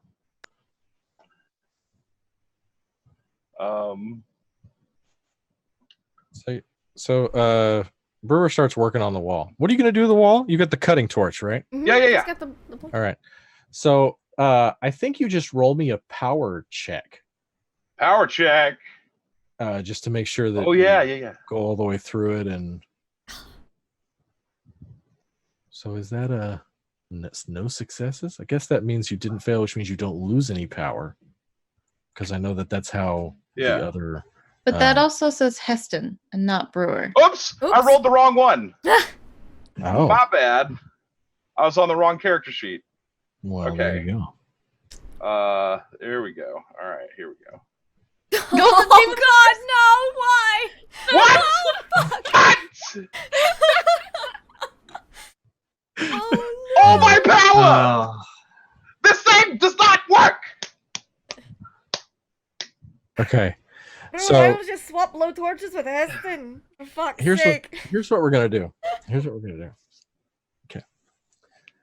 Because you're in that kind of late second act breath, right?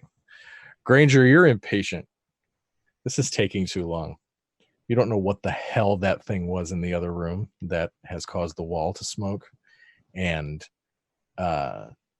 these Marines look like what you scrape off the bottom of your shoe after basic training. oh. It's starting to come in on you. It's also starting to roll over on you that it's been about 2.5 hours since the conversation you had with Lieutenant Kidd. Better get this power working. And you guys they have just taken their sweet butt time moving across this football field and getting in and doing all this. And you're watching Brewer as he has his torch turned up all the way and is all but melting this door off and kind of like having some sort of hate-filled door surgery that frankly is unnerving to say the least. This is And what I'm going to do to you next time, mother. the other two guys are just watching him like, that's how it's done. You're the shittiest, most incompetent group of Marines ever. Yeah, and Heston just likes fire, so he's just watching fire. And he's somewhere between Beavis and Animal from the Muppets is Heston. I like this guy very much. Killing him will be my special pleasure. So you get the doors off and you have blown out your blowtorch. Damn. Spent. Well, I'm going to need some more power, guys. There's power in this room. I think we can kick through now, though. Have you ever used a blowtorch before? All the time. You know you can refine the flame so it burns. Yeah, okay. Look, hotter's better. Everyone knows that. Right. No. Just get through the door, please. Yeah, we're right there. We're through. Just a little bit of kick through the door. You kick through the door? Oh yeah. Okay. He melted it out. He's just got to kick through now. Kick through the door. The left one turns on its hinge and falls to the side. The other one just bangs loudly against the wall. You see another door with lots of symbols and company lettering and stenciling, gas, flammable, power, wires, lightning bolts, whole bit all over the door. I don't think I should use the torch on this door. It looks no resin and undamaged. Just attempt to open it. So Remember just- the buddy system. Violet's right behind me. I'm sure I'll be fine. Okay. Okay, you open it. Do you open You it? got the other Marines too. If they Yeah, I wanna got follow Heston. You could send the other two in first. You if got you'd like. Coleman here. He's ready. Oh yeah. Oh, that's Walter Brennan. Should have just named him Walter Brennan. He's not the drunk. He's Walter Brennan, who's also drunk, by the way. So, I really want me to go on the room. me and Joe have ourselves a good cry. So that's my Walter Brennan. So, so what do you do, Brewer? Do you go on in, or are you going to bring it back up? I'm like making sure I got some backup behind me, but I just kind of want to open the door and see if I can see inside. Okay. I don't just walk in. Sure. This is a wide corridor because this was a bay for, loaders and so it's Did you it's say tall. loaders? Yes. Would have moved things from storage into bay 2 and vice versa. So yeah. this is a thing. Now it's not a huge door, but the resin had collected along the bottom, which is where you had to do most of your work. So you open up this door. Stenciling all moves to the side. There's emergency red lighting. There's a deep red light coming from the corners of the room where the walls meet the ceiling. In the back of the room, you see large machinery with random blinking lights and lots of piping. There's a catwalk that goes along the back of the room and curved a little bit around the right side. Well, not a little bit, all the way around the right side on this north wall. The left side is tanks, storage. You see these familiar signs of H3. You see boxes, crates, and then those drums look a little different from what's in the middle of the room, which, Brewer, you would recognize, and Violet, looking past him, you immediately recognize as about 24 eggs all around the floor, each about 18 to 24 inches apart from one another. Brewer, I close the door.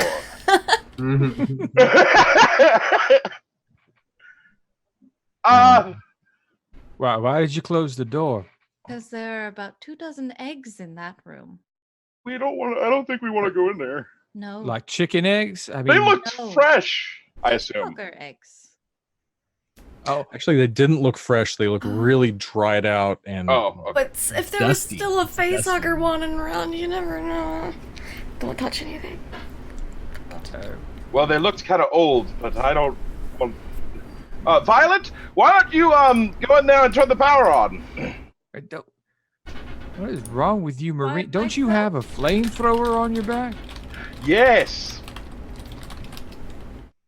You know what to do with a flamethrower, right? Didn't the captain say the buddy system? Mm-hmm. I have to go for me? Wouldn't Heston have like a flamethrower? He's a pyro. So Fine. Violet, give me like, is there a reason check?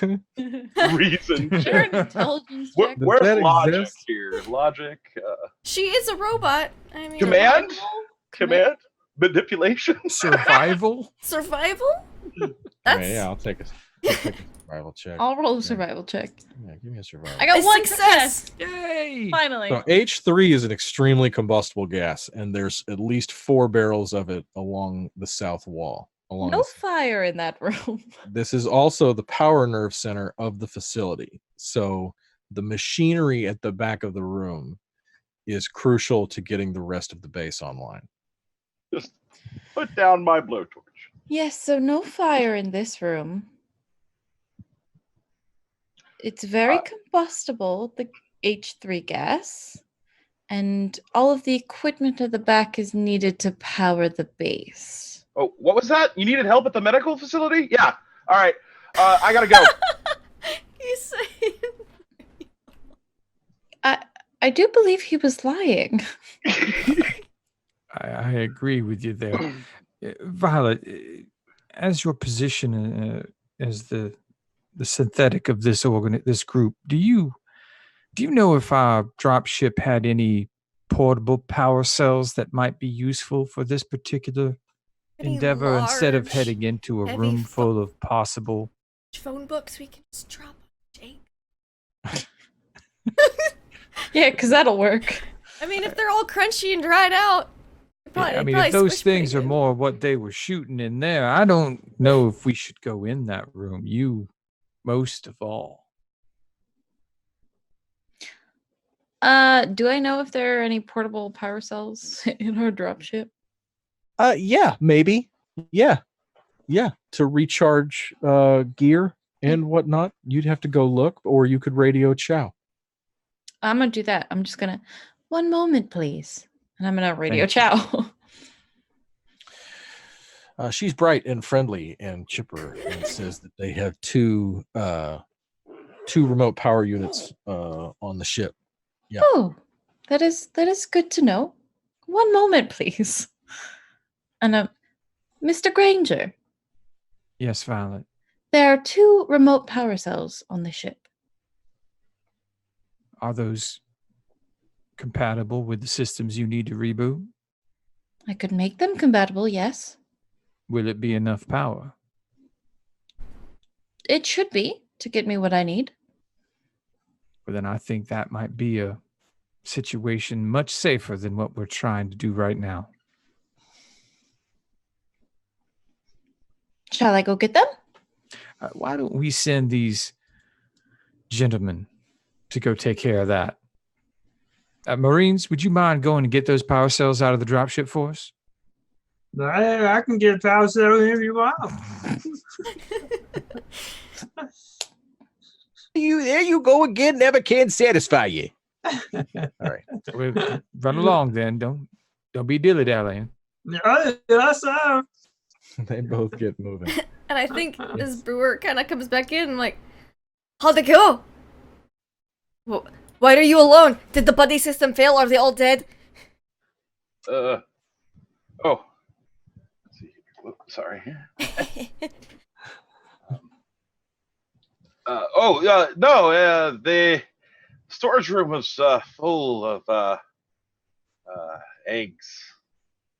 Oh, Yes, they were right. old. That looked like they had hatched. Right?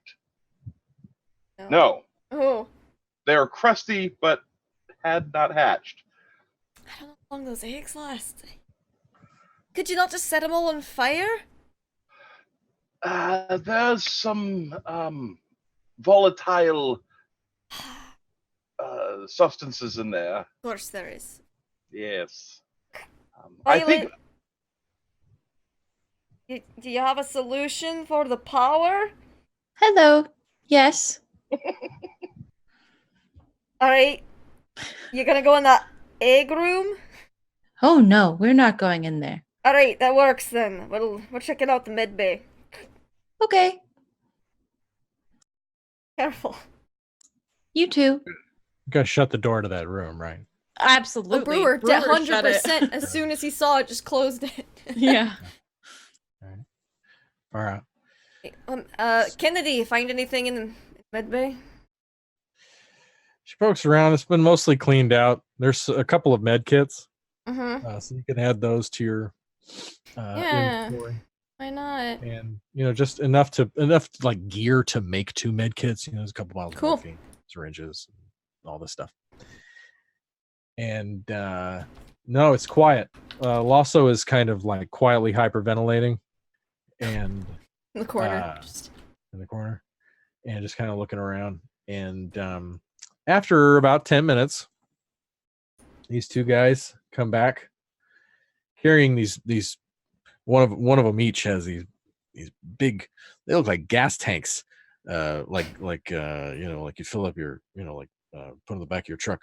But they've got like a big green panel on the side, and they're big industrial military grade power batteries with like a universal thing that comes out of them. So they come running up. Gold fusion. Oh, excellent. That is exactly what we need. And Heston is like, huh. And this gentleman here, the drunk one, Coleman goes, "Hey, you Granger?" Would be me, yes. Yeah. Lieutenant Kidd back there. He said you're about 45 minutes of dust off. Well, that's good news. Okay. I'll be there in a moment. Where do you guys want these? They need to go in to the captain. Lab 1, please. Copy. They hang all right. They go on in. I follow them. I'm looking at this orchid. Does it look like it's been recently watered? Yeah. Looks like it's been there. I mean, not recently, like today. Okay. Because it's not dead. It is healthy. It's okay. Not dead. Yeah. It's healthy and was placed there. I'm probably looking at that when Violet comes in. Then like, that took water. You think the thing was into botany? I don't know. Do they have hobbies? Maybe they're in the garden. Violet, you come in and the 2 Marines kind of walk into the room and set their stuff down on the left. And you see McKeelson holding a coffee cup full of soil with a purple orchid with a yellow proboscis. I think is what they're called. And the 2 Marines over your shoulder start looking around, and you can tell that they have no clue what they're doing. Yeah. Please set that guess right there. Take that cord, plug it in there, and click that button. Thank you. Hey, Violet, look, it's violet. That's not a violet, but it's violet colored. Oh, that is a pretty flower. I look at it like suspiciously. It looks like the one from the vision you had. Yeah. That's, yeah. Yeah, McKeelson, you just see Violet just kind of like side-eyeing this flower. Violet. Yes? The computer. Yes, of course. And I'm gonna attempt to get this computer working. Okay. Give me a contact check, please. Okay, Captain. Gosh, the odds! Literally, the odds that you've had how many, like, dozens of dice and only 1 success? Broken. It's New kind of system. broken. New system. Have you refreshed? Distracted by this I goddamn would flower. refresh. I'm gonna do that right now. Yeah, something's wrong. This flower is throwing me off, y'all. I think we needed 5 bonus. Just to fair it up a little bit. So yeah, so that's a fail. So you just realize that you just plugged this thing in, and it is going to take 20 to 30 minutes for these terminals and core systems inside Lab 2, particularly NavSat and what's left of communications, telemetry, Yeah. are gonna. You're about 25, 30 minutes away from Okay. where you need to be. Okay, so I like plug everything up, get it started, booted, and then I'm like, McHilson, can I see that flower? Sure, it's for you. We don't. I'll just give it. I'm gonna take it, and I'm just gonna sit down in like an empty chair and just. What are you Examine doing? We're dead in 3 hours. It needs to warm up. I'm a looking medical. Maybe they won't kill us if we actually clear out the goddamn place. I'm just gonna kind of step away from Violet slowly, like there's something wrong with her.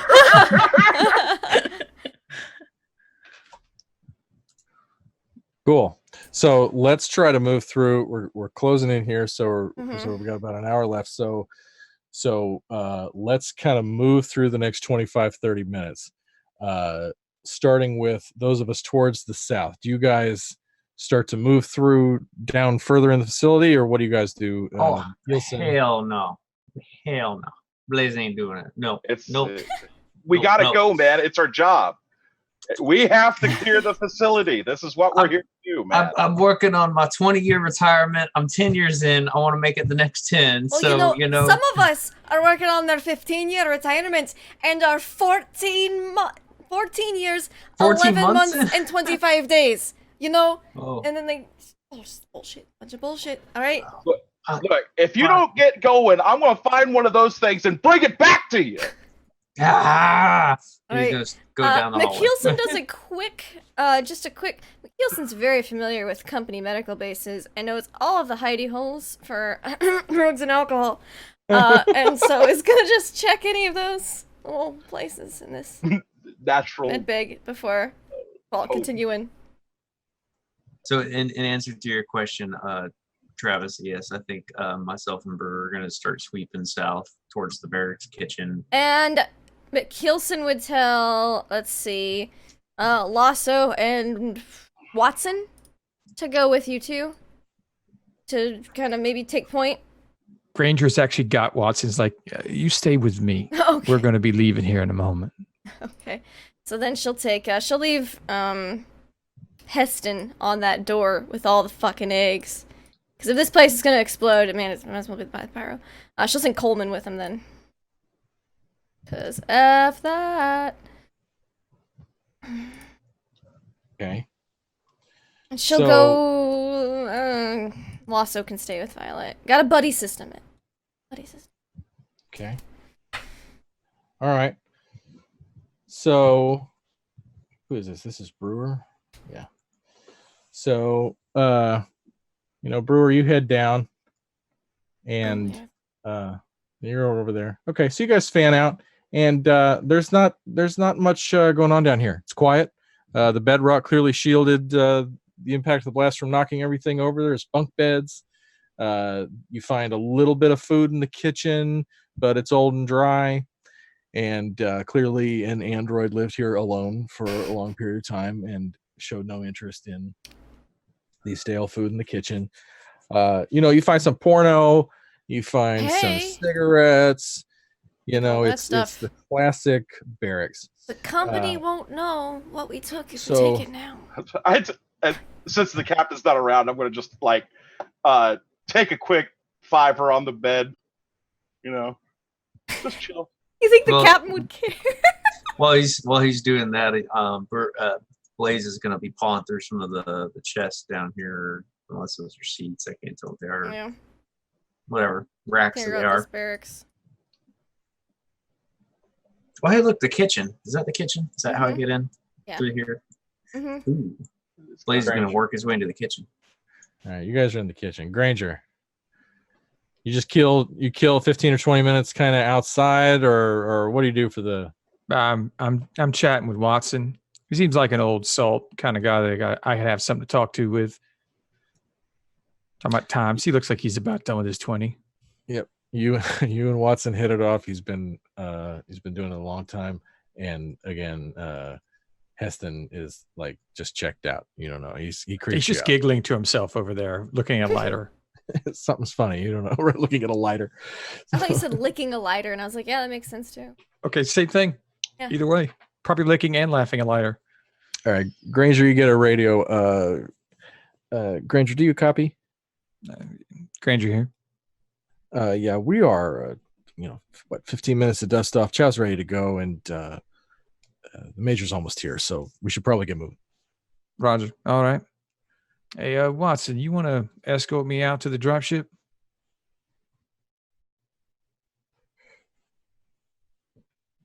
Oh, I'd love to. All My right, back's let's go. seizing up and my sciatica's acting up, so I need the exercise. Here we go. You know, there are stretches and pills for that sort of thing. That's not gonna hook you up. I guess. I was born Christian Scientist. So no pills, no doctors. That's how I'm going to live to be 110. Okay. I'm almost there. So you guys walk across the field without incident. I'm going to move you. Well, that's good. And it takes about 10 minutes. And it is still too quiet. And you step up into the drop ship, and Chow does her checks. And unless anybody is looking for Hank Granger, they dust off. And everybody gets a signal from Chow, over the radio. This is Dropship. We are getting into Atmo. Take care, folks. Motherfucker. Final checks. Get a direct line to McKeelson. Have fun down there, Captain. Yeah, fuck you too. As soon as I get in the dropship, though, as it's getting buttoned up, I go check the status of the corpses, where they were put, how they are secured. Chow's the real thing. They're in those weird body bag envelopes, Mhm. and they're in these kind of drawers that are for either gear or corpses. And they're locked. They're locked, padlocked, chains welded shut. There's not like an enclosure. There's like a gate, like a cage. Oh no! I said put them in the broom closet if they ain't locked in. I'm getting locked in. There's like it's a drop ship, so there's like a biohazard kind of a thing, but not that you could fit 4 corpses in. Oh. Maybe 2. That you could fold them. I was up gonna real tight. say they're not gonna know if they were chopped up or not. Let's just say Chow took care of it. All right. You're gonna be Okay. So dropship dusts off. It's loud as shit. You're strapped into the side. Chow's throwing switches. Lieutenant Kidd is chewing gum because his ears always pop. And he's looking at files. So you guys leave the atmosphere. Meanwhile, Violet computers spring to life. Finally, after 35 or 40 minutes, you see a prompt flashing green on the main terminal. And also the hollow desk in the middle of the room begins to boot. Awesome. I'll set the flower down, and then I'll go over to the computers. And I guess make another comm check. Yes, please. Can I assist? Oh wait, no, I'm elsewhere. Oh. But I'm by myself right now, I think. No, I've got Lasso. You've got Lasso. I've got the terrified, freaking out Lasso with me. Yeah, which means Right. he's super paranoid. So if he sees anything, you're gonna know about it. That's fair. That's fair. Okay, so Comtech. Fingers crossed. Okay, There you finally. One success. Okay. All right. So, and let's say, by the way, that's a success, right? So, you didn't, you're not going to unlock the secrets of the universe, but you accomplish exactly what you set out to do, which is access what's left of the data in the room, and also to use the navsat tools to get a look at the planet and discover the source of this signal. Is that accurate? Yes. Did I miss anything? No. I think she would also try to see if there's a way she could communicate with Leonard. Because he's communicating with her. She wants to start talking to him. Excellent. So those are your goals, right? Yeah. I'd say you get close to that. But here's how it kind of unfolds. This telemetric data, satellite imagery of the planet begins to show up. You start to cross-reference that with this feeling that you're having, these waves that you can see now, and feel and detect. 12 miles to the west, satellite data is showing you a grove about 25 meters across, full of purple orchids. And this signal is coming from below the surface. And this is through dense forest, and it's really more jungle. It's like Amazon rainforest. It's hot, and it's humid, and it's dangerous. And it's about 12 miles west is this grove. And then you begin searching for these frequencies, right? And you realize that in order to track down this particular, you don't necessarily have like hard numbers on these signals you're experiencing, right? And he's sending you something on a frequency that this system, you're going to have to tell this system how to detect it, and that's going to take some hours. You don't have a ton of time on these batteries, right? Booting has already taken a big bite out of the first battery, right? And so now that things are running, it'll start using less power, but you think that you maybe have 48 hours of power right on these batteries without getting core systems running out of the storage room. So it's going to take more time and more contact rolls to actually attempt a transmission that you think will successfully get to Leonard, or where you think Leonard is broadcasting from. Okay. So yeah, go ahead. I'm gonna pull up my radio, I guess. Now these are short range, right? So at this point, Granger would not hear any of this. Is that? Yeah, he's out of touch now. He's out of communication. Okay. So I'm gonna radio McKeelson. Excuse me, McKeelson. Yep, Captain McKeelson here. I know where we need to go. All right, how far is it? About 12 miles to the west. Pardon? Could you say that one more time, please? 12 miles to the west. Through the jungle? Yes. Hello? McKeelson? I'm sorry, I was just in shock. Hold on. I pull out a little flask. All right. I need to go to my garden. Your what? The garden. When did you take up horticulture? Leonard planted a garden. Oh, that guy. It's mine. All right. All I right. need to go to it. We're gonna clear the facility. We're gonna take everything we can find. Can you look through the system, see if they had any vehicles anywhere? I can check. Yeah, because 12 miles through the jungle on foot sounds like a surefire way to die. Probably. Thanks. Alright, anything valuable, helpful, potentially good that you can take it. I just over the comms. Might gonna need everything, all the supplies we can get. Probably loot the barracks, loot the kitchen. Old food's better than no food. So,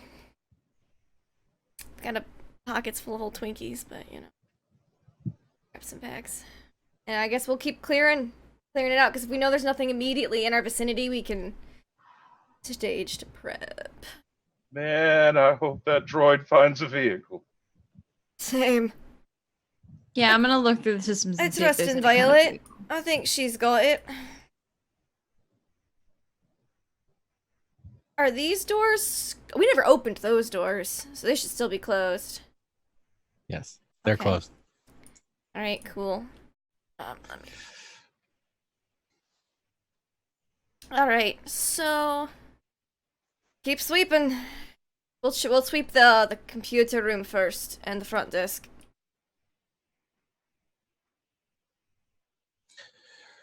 So Violet, you did I interrupt something? Sorry, I was ready to get ready to. Violet, We're just you're looking sweeping. at, you're watching. You know, you've by now like developed an algorithm to look for Leonard's signal, and it's going to take some time to play out and do its thing.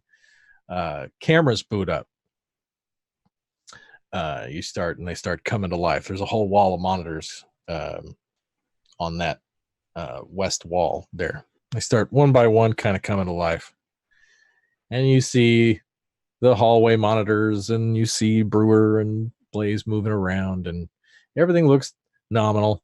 And then there's a feed going out through the biosphere out into this big open space out there. And you see the trees and the brush at the forest edge are being disturbed. They're moving back and forth. Mick Hielsen, Violet, I have cameras back. good. There's something Maybe. on the edge of the forest. Did you find the vehicle? Not yet. All right.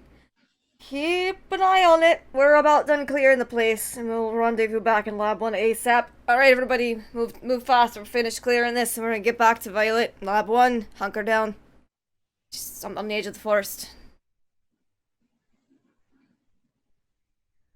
If there's any aliens here, come out so I can kill you.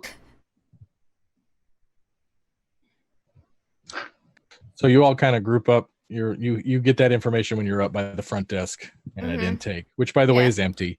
And then to the south of you is this former comms room Yeah. that was already sabotaged and now has been blown. There's like a hole Yeah, in the floor. and there's with no like way to a get to the secret 50-foot drop. little nook in the back, so I'm guessing.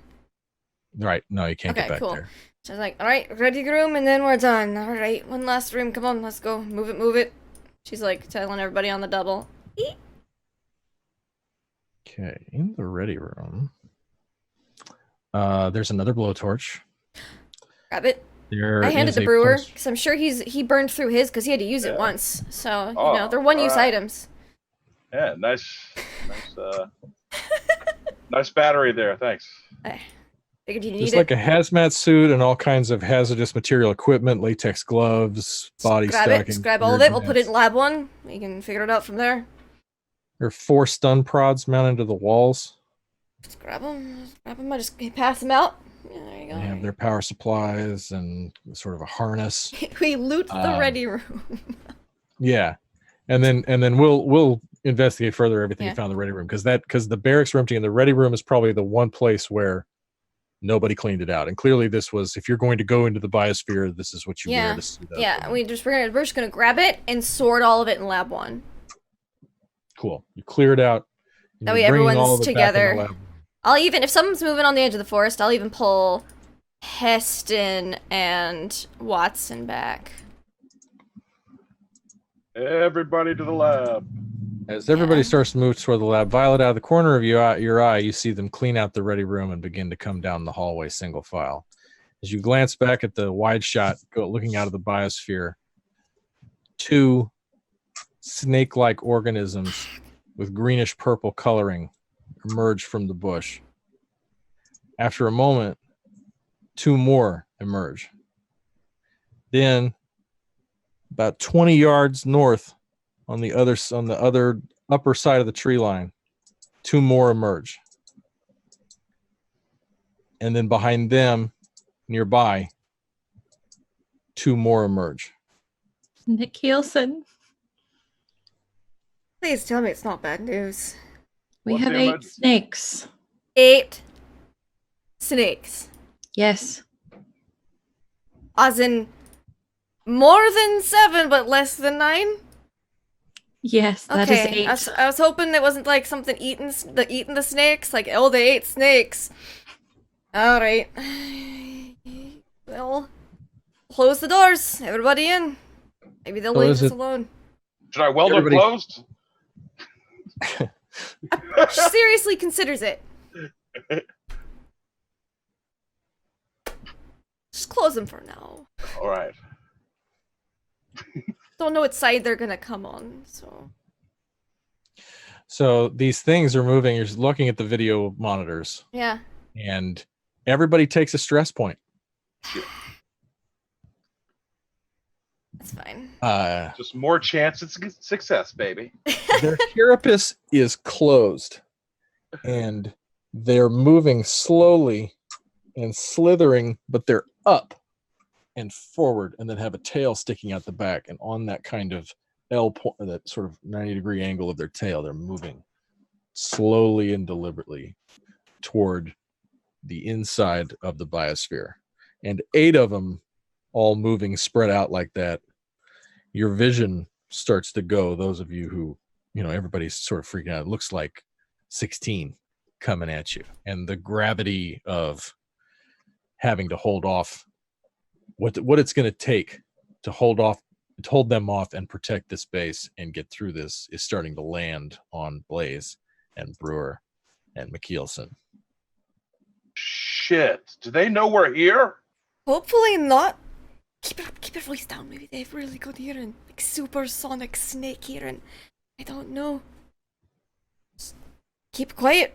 Be ready. Guard the doors. They don't have thumbs. They're snakes. I don't see how they can open the doors. Like, keep an eye on the ceilings. Yeah, keep it on the ceilings and the cams. So all our heroes are in lab 2. There's gear all over the place. Yeah. There's this orchid sitting quietly. which I think Violet's is in the probably corner. chill. Well, she's also really good at looking thing. I'll have Violet on the cams, and I'll have Kennedy help me sort through the gear. Looking up. Putting useful stuff. Man, Need right that now. fucker Granger better come back for us. Yeah, right. Sure. What he's going to do. Speaking of which, we hard cut.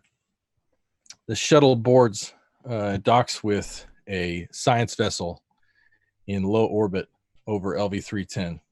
Looks like the Prometheus. It has those 4 jets on either side. It's a small vessel. It's a small science vessel, but it's also a command ship for the USMC. It's the USS Edmund Fitzgerald.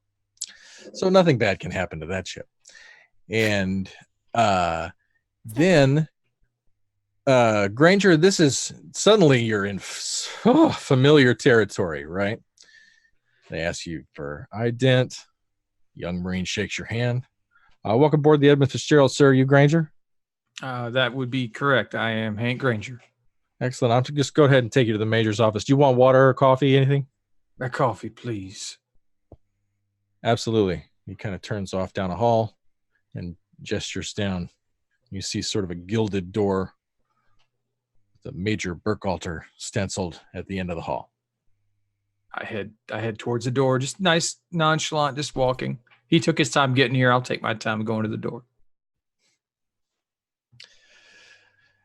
As you step in, you see not only is it an executive suite office, but the one side of the room is panels and terminals and an entire command console on the side. Big sort of company faux oak desk, big chair turned away from you, and 2 chairs in front of his desk. And as you walk in, nothing happens. And then slowly the chair starts to turn around. You just kind of see like somewhere between Henry Silva and Jack Palance in their prime, a little bit of JT Walsh is where I would like to firmly put this guy. God rest his soul. And turns over and goes,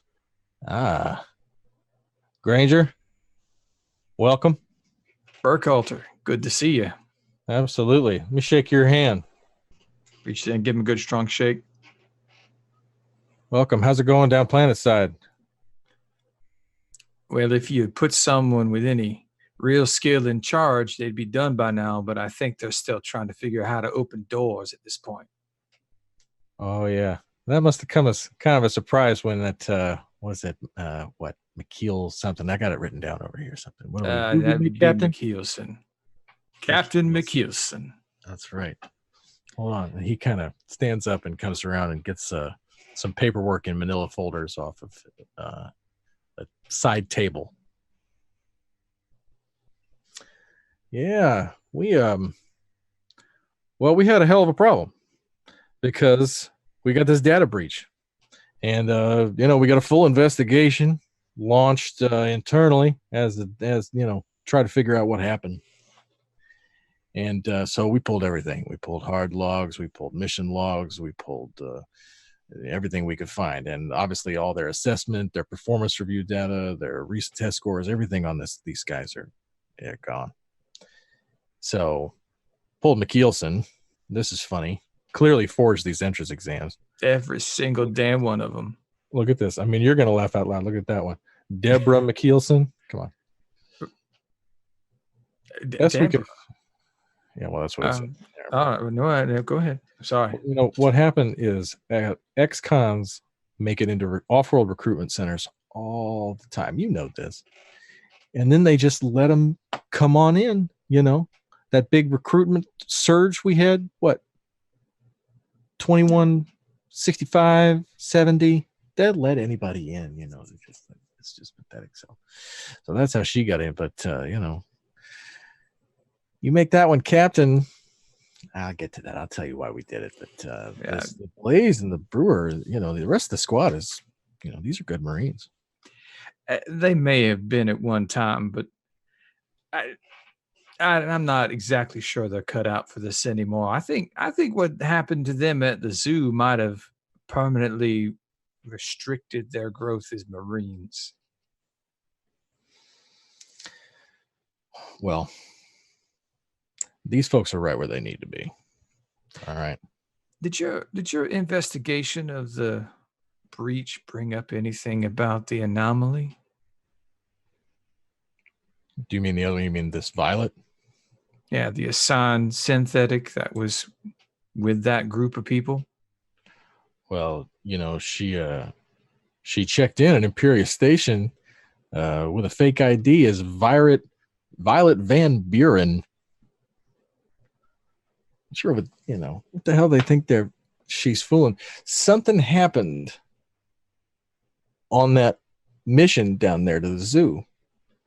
Right. Something, you know what I mean? Right afterwards, they disappear. They're gone for 7 months. Somebody scrubs their data. So no, all I found, she's been. He relates to you that she's been in service since, and you knew this, that her hard company records go back to like 2130. Mm-hmm.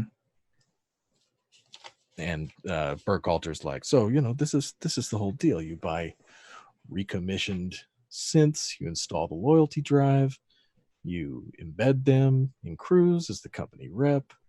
This was a lot more useful to us 20, 25 years ago when there was a little more cloak and dagger going on with the company, but that's not quite the tactic they use now that they found it. I wouldn't be so sure. As soon as we landed on planet side, she received a encrypted or a data burst of some kind with all the information available to the good doctor's research. Are you telling me that young lady has Professor Jeffrey's research in her head? She seemed to know quite a bit about it and said she received the transmission as soon as we landed on the planet. Well, that's a big deal. She also said She also said she wanted us to go west, away from the installation.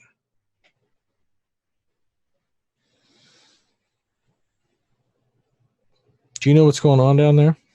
I have no idea, but there's some crazy shit down there right now. Do you know what happened on the Cleolanthus? I've seen I've only read what report you turned in when you finally made it back to your ship. No, I don't know. And that's why you're here. You're here to tell me the rest of your report. What happened? All right, from what I can tell, there on the Cleolanthus, there was some sort of alien incursion of some sort. Either that came through in the bodies of some of the dead that were on the original ship, or they were hiding away inside the ship. And the reason why it was not connecting with the network anymore. Once they got on the ship, it took out that entire crew of Marines, took out everything else on the ship, and those old synths that were the cleanup crew on the ship. Even they turned against us for some reason. That was the strangest part. But Well, go ahead, finish up. But from what I understand, these are the same things that this crew saw on the planet side. They saw that, and then just when we were down there, there was this weird, I didn't get to see it really, but when it exploded against the wall, it ate into the wall.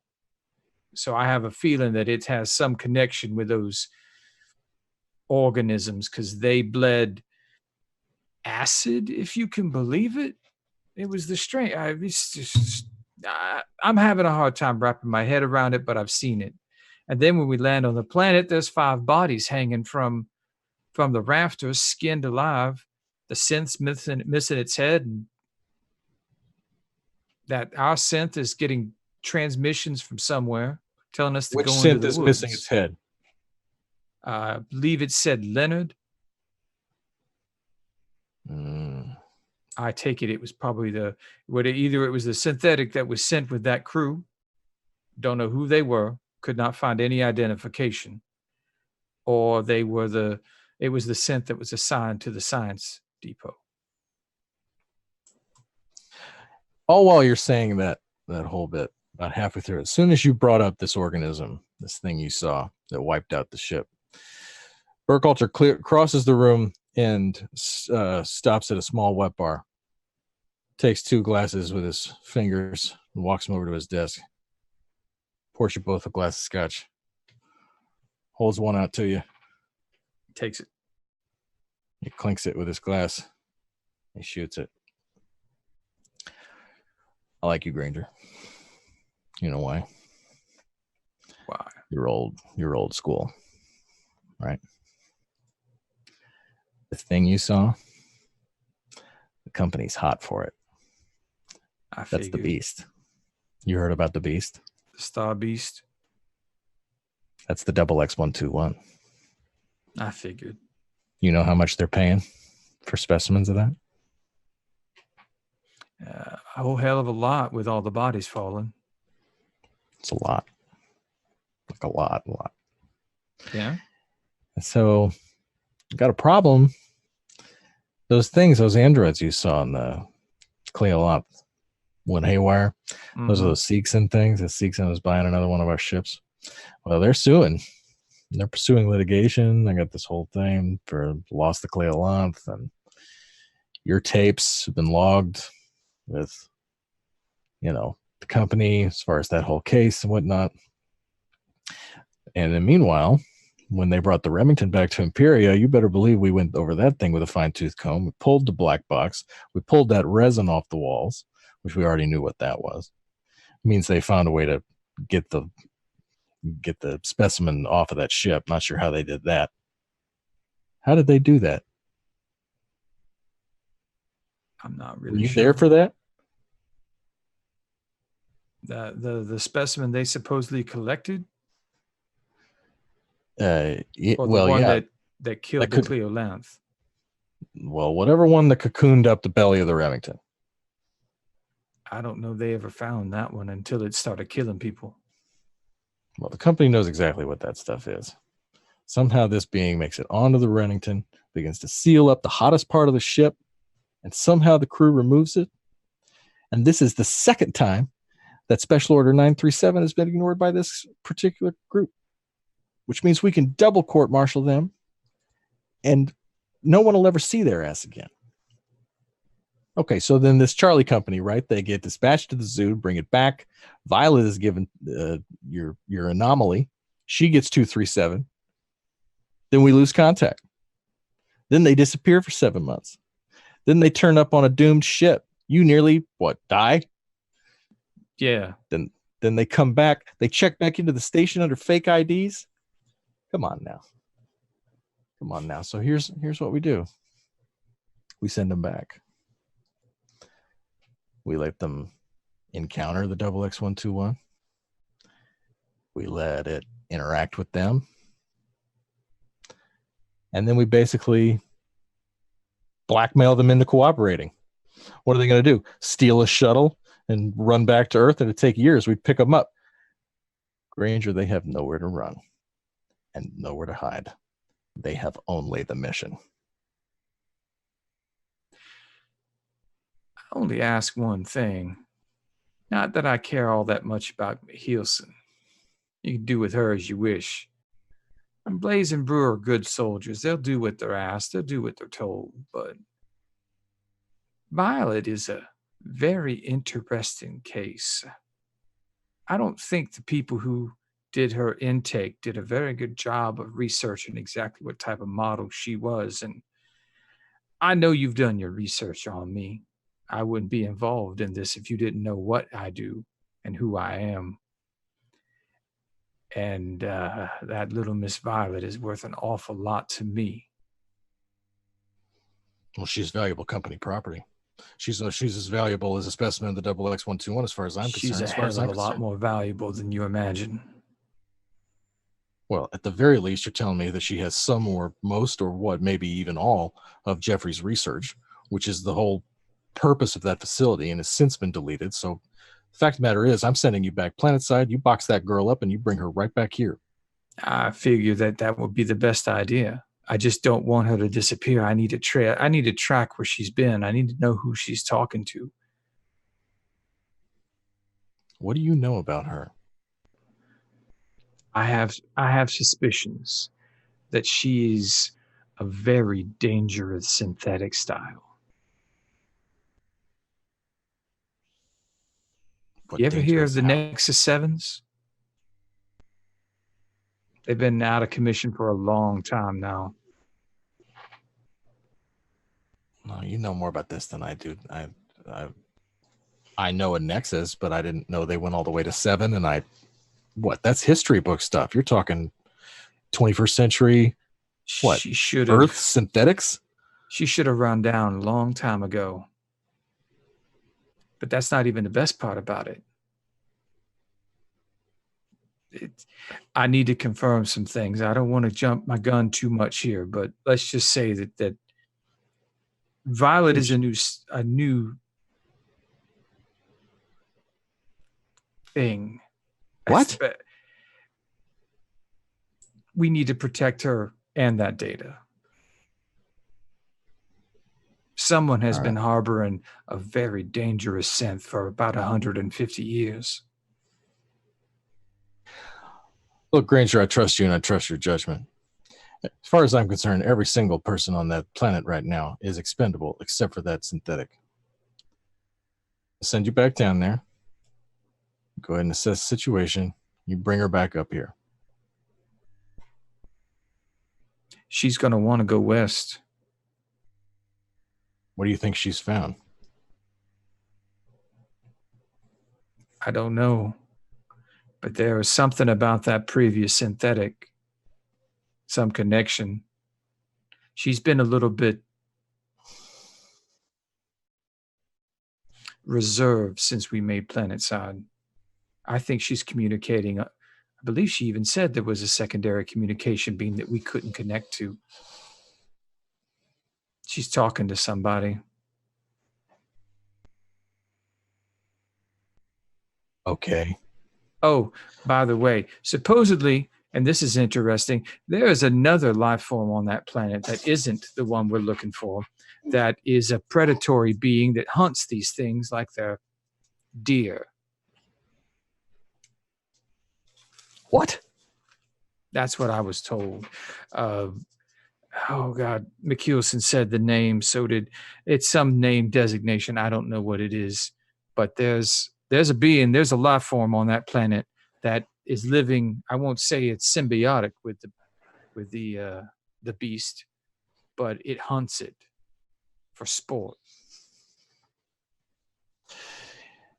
My grandma used to tell me about dowsing rods. You ever heard of a dowsing rod? Get the stick in like a Y shape, it's supposed to lead you to water if you're thirsty. Okay. You think this Violet is capable of recovering a specimen of the XX121?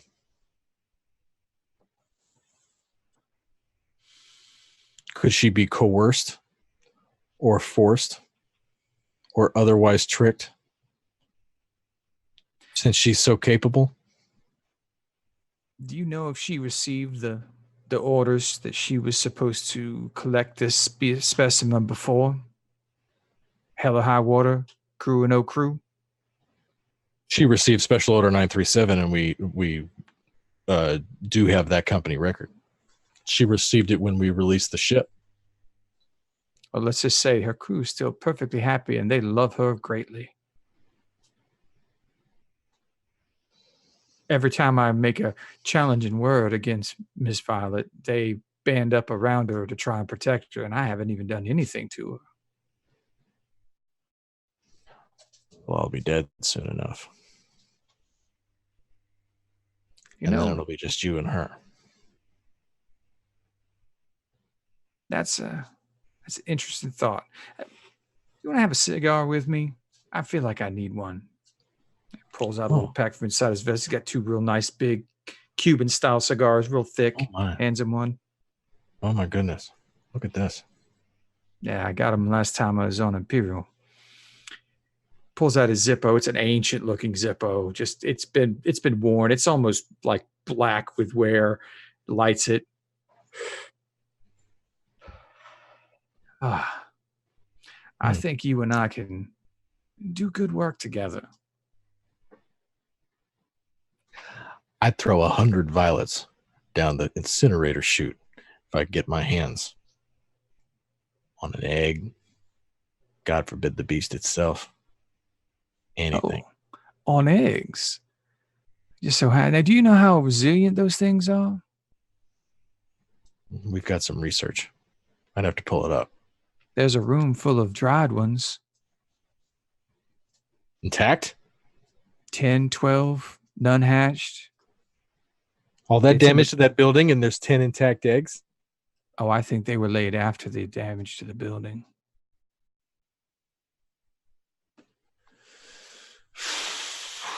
All right. It's in the power relay room off the, it's a supply room on the north side of the building. Strange thing is it was sealed on our side, but somehow the eggs were in there.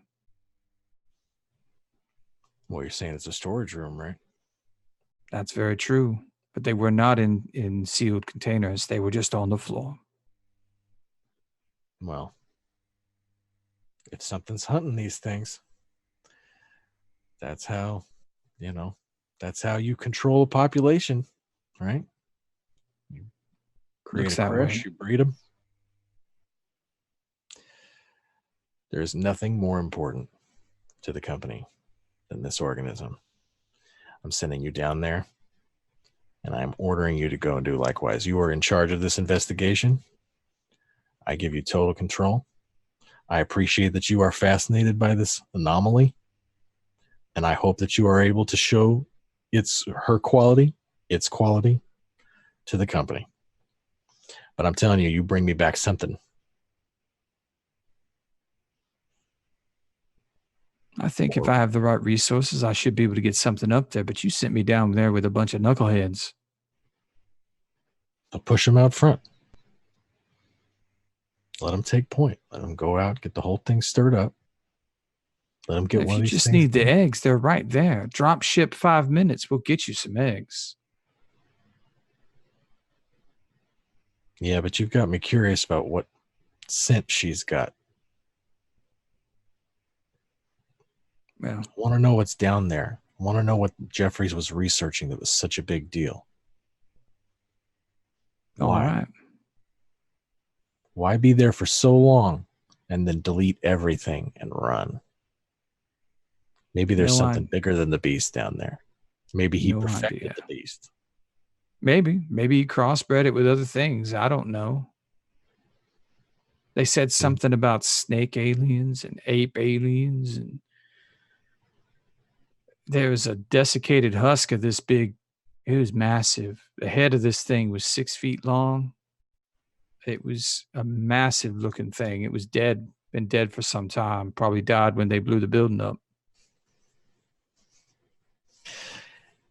Just then the door at the back of the office opens and this young Marine comes in with your coffee. It's like, I'm so sorry. It took forever. I had to find the thing. We haven't made a lot of hot coffee down here. So, oh, you guys are having I'm sorry.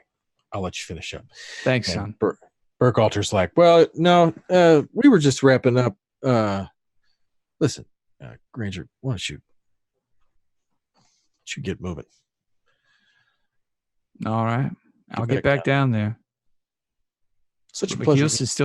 she still thinks she's captain as he's shaking his hand. That's fine. You let her think that. You let her think whatever she needs to so that she stands out front, does what she's told, and you pick up the leavings. That's the thing. That girl does not stand out front. He glances over to his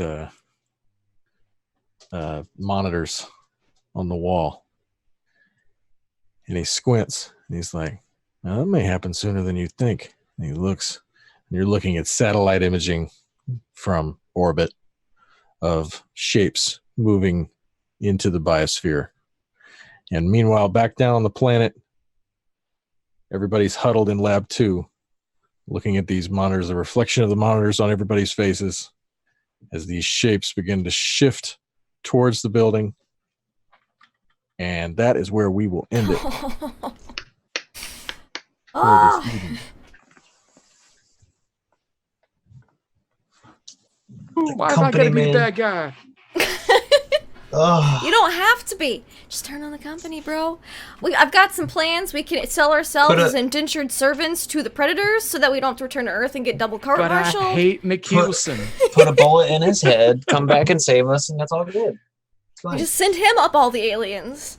Wait till they get on the ship. We hack into the ship and jettison them, and then run off to some planet and start a new colony. We got a couple females. We could do it. So, what was the ETA on that dropship? Yeah. I just know we have to get west before Granger gets back. That's all I know. All I heard. Oh boy! All I need is Violet's head to be intact. That's all I need. Ridiculous. Boy, oh boy, that was quite a doozy then. So I guess I'm still in shock. Let's go around and let's say who we are and where we can find you and what your favorite part of tonight's game was. Let's start with our intrepid DM, who we definitely trust. I have only your best interests at heart. This was awesome. This was so fun. We got the good stuff. We kicked the can down the road a little bit. I love how Blaze went from Hicks to Hudson. It happens, yeah. From the beginning, I get the feeling you'll be back to Hicks at some point. I think it was all the stress. You know, I'm only sitting at a stress level 5 rating right now out of 10. Yeah, and it's a great, we're learning the system, and it's a great example of role playing right through, like this really not messing around stress mechanic. I loved Granger. I loved especially his intro and just sort of reaction to everything. Violet, of course, I'm having so much fun with this story, and we've got so much more ground to cover. And Brewer's a rock star, and I love that Brewer was afraid of everything and then almost got face hugged.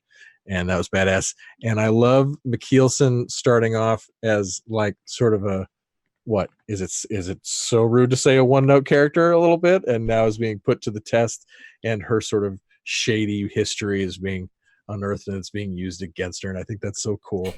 And I just fucking love this, and I'm really glad for the chance to do it. These guys are awesome, and so are you guys for watching. Thanks so much to chat. And I just feel really lucky that I get to tell these stories and play with these people, and the people watch it is a special thing. I've been gaming for 7 hours straight today. So I'm going to go put my feet up. You guys are awesome. We'll see you next month. Awesome, awesome. And we have our fantastic demo specialist who hasn't managed to light anything on fire quite yet. I'm sure it'll happen next time.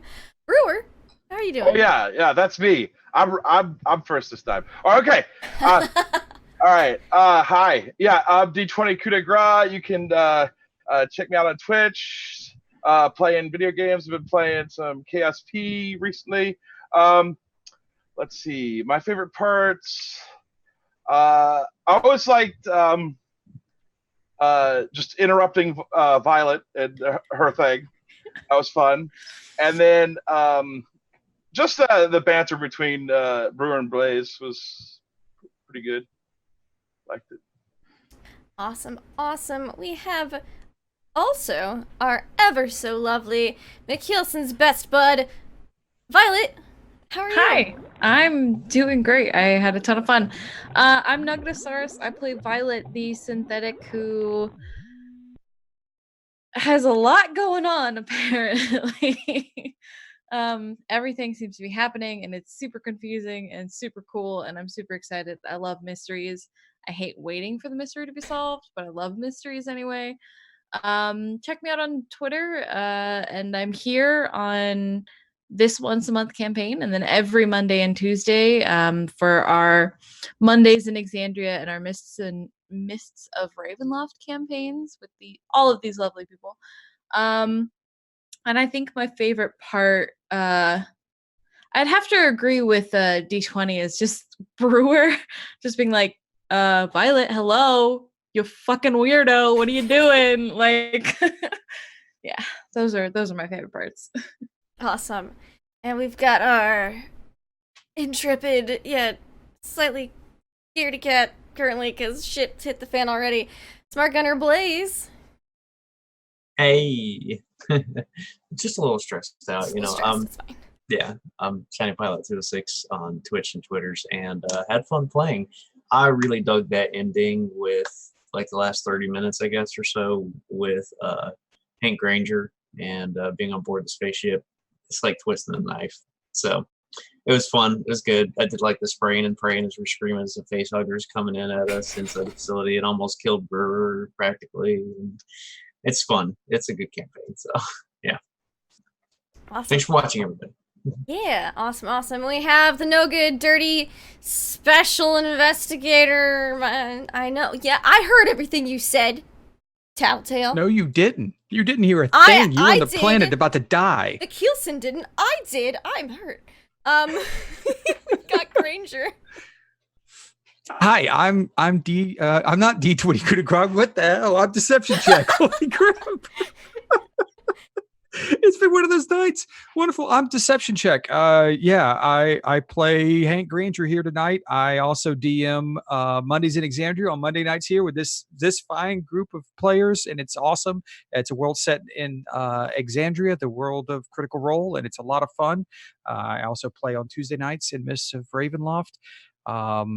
My favorite part tonight was pretty much the entire evening. Just Travis is just amazing at creating this world, and he loves the world of Aliens, and he loves the Blade Runner universe and how it all comes together. And you could just tell how much he's invested in it, and it makes it so much fun. And I love it how when I remember some things that he doesn't quite have on his notes in front of him, and he just smiles because it's like someone's invested in my world. Yay.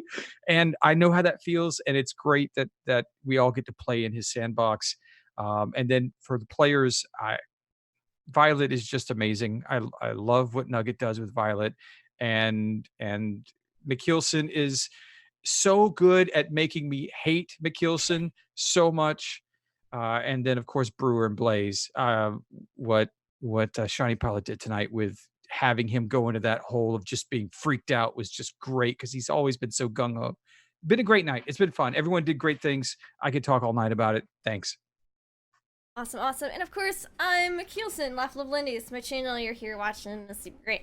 Yes, I agree. Travis, how much he gets into it makes us all get into it more. You can just see the joy and devious enthusiasm. I don't know how we're going to survive 8 snake aliens next month. Well, maybe we won't. We'll see. It's gonna be something. Some of my favorite parts. Yeah, those motherfuckers. I can't say it was Granger on the ship because that just made me real mad. I liked Violet's incoming transmissions. I loved Brewer with the blowtorch. That, and just Granger sitting there, watching these bunch of these goons of Marines try to open a door. That just tickled me, and I was like, yep, that's us. We're the worst. If we had a group name, that would be it. The worst. We'd come up with an acronym for it. It'd be great. Yeah, McKelson's a lot of shit. It's fine. Shady backstory. I'll just bribe or, forge my way out of it, I'm sure. It'll be great. Yeah. You can find us out here every Monday for Mondays in Alexandria with Deception Check as the DM, and Tuesday nights for Mr. Ravenloft with me as the DM. We also have another once-a-month campaign that's not tomorrow, but next Saturday. Teenagers from Outer Space from, let's see, I got this time slot, 9 a.m., nope, 10 a.m. to noon Eastern time. I'm in Central time now, so I gotta throw my loop for everything. So from 10 to noon on next Saturday, Teenagers from Outer Space. We're crashing a wedding, so you're not gonna want to miss it. It's gonna be fantastic. I am super hyped about it. And yeah, just follow everybody out here on Twitter to see what we're up to and when. I hope everyone has a lovely, fantastic evening. And before I throw us out onto the thanks for watching screen, I'm gonna roll that fantastic intro that Travis made for us one last time because it's epic. So thank you all so much for watching. I hope you all have a wonderful evening and a fantastic weekend. Bye. Bye.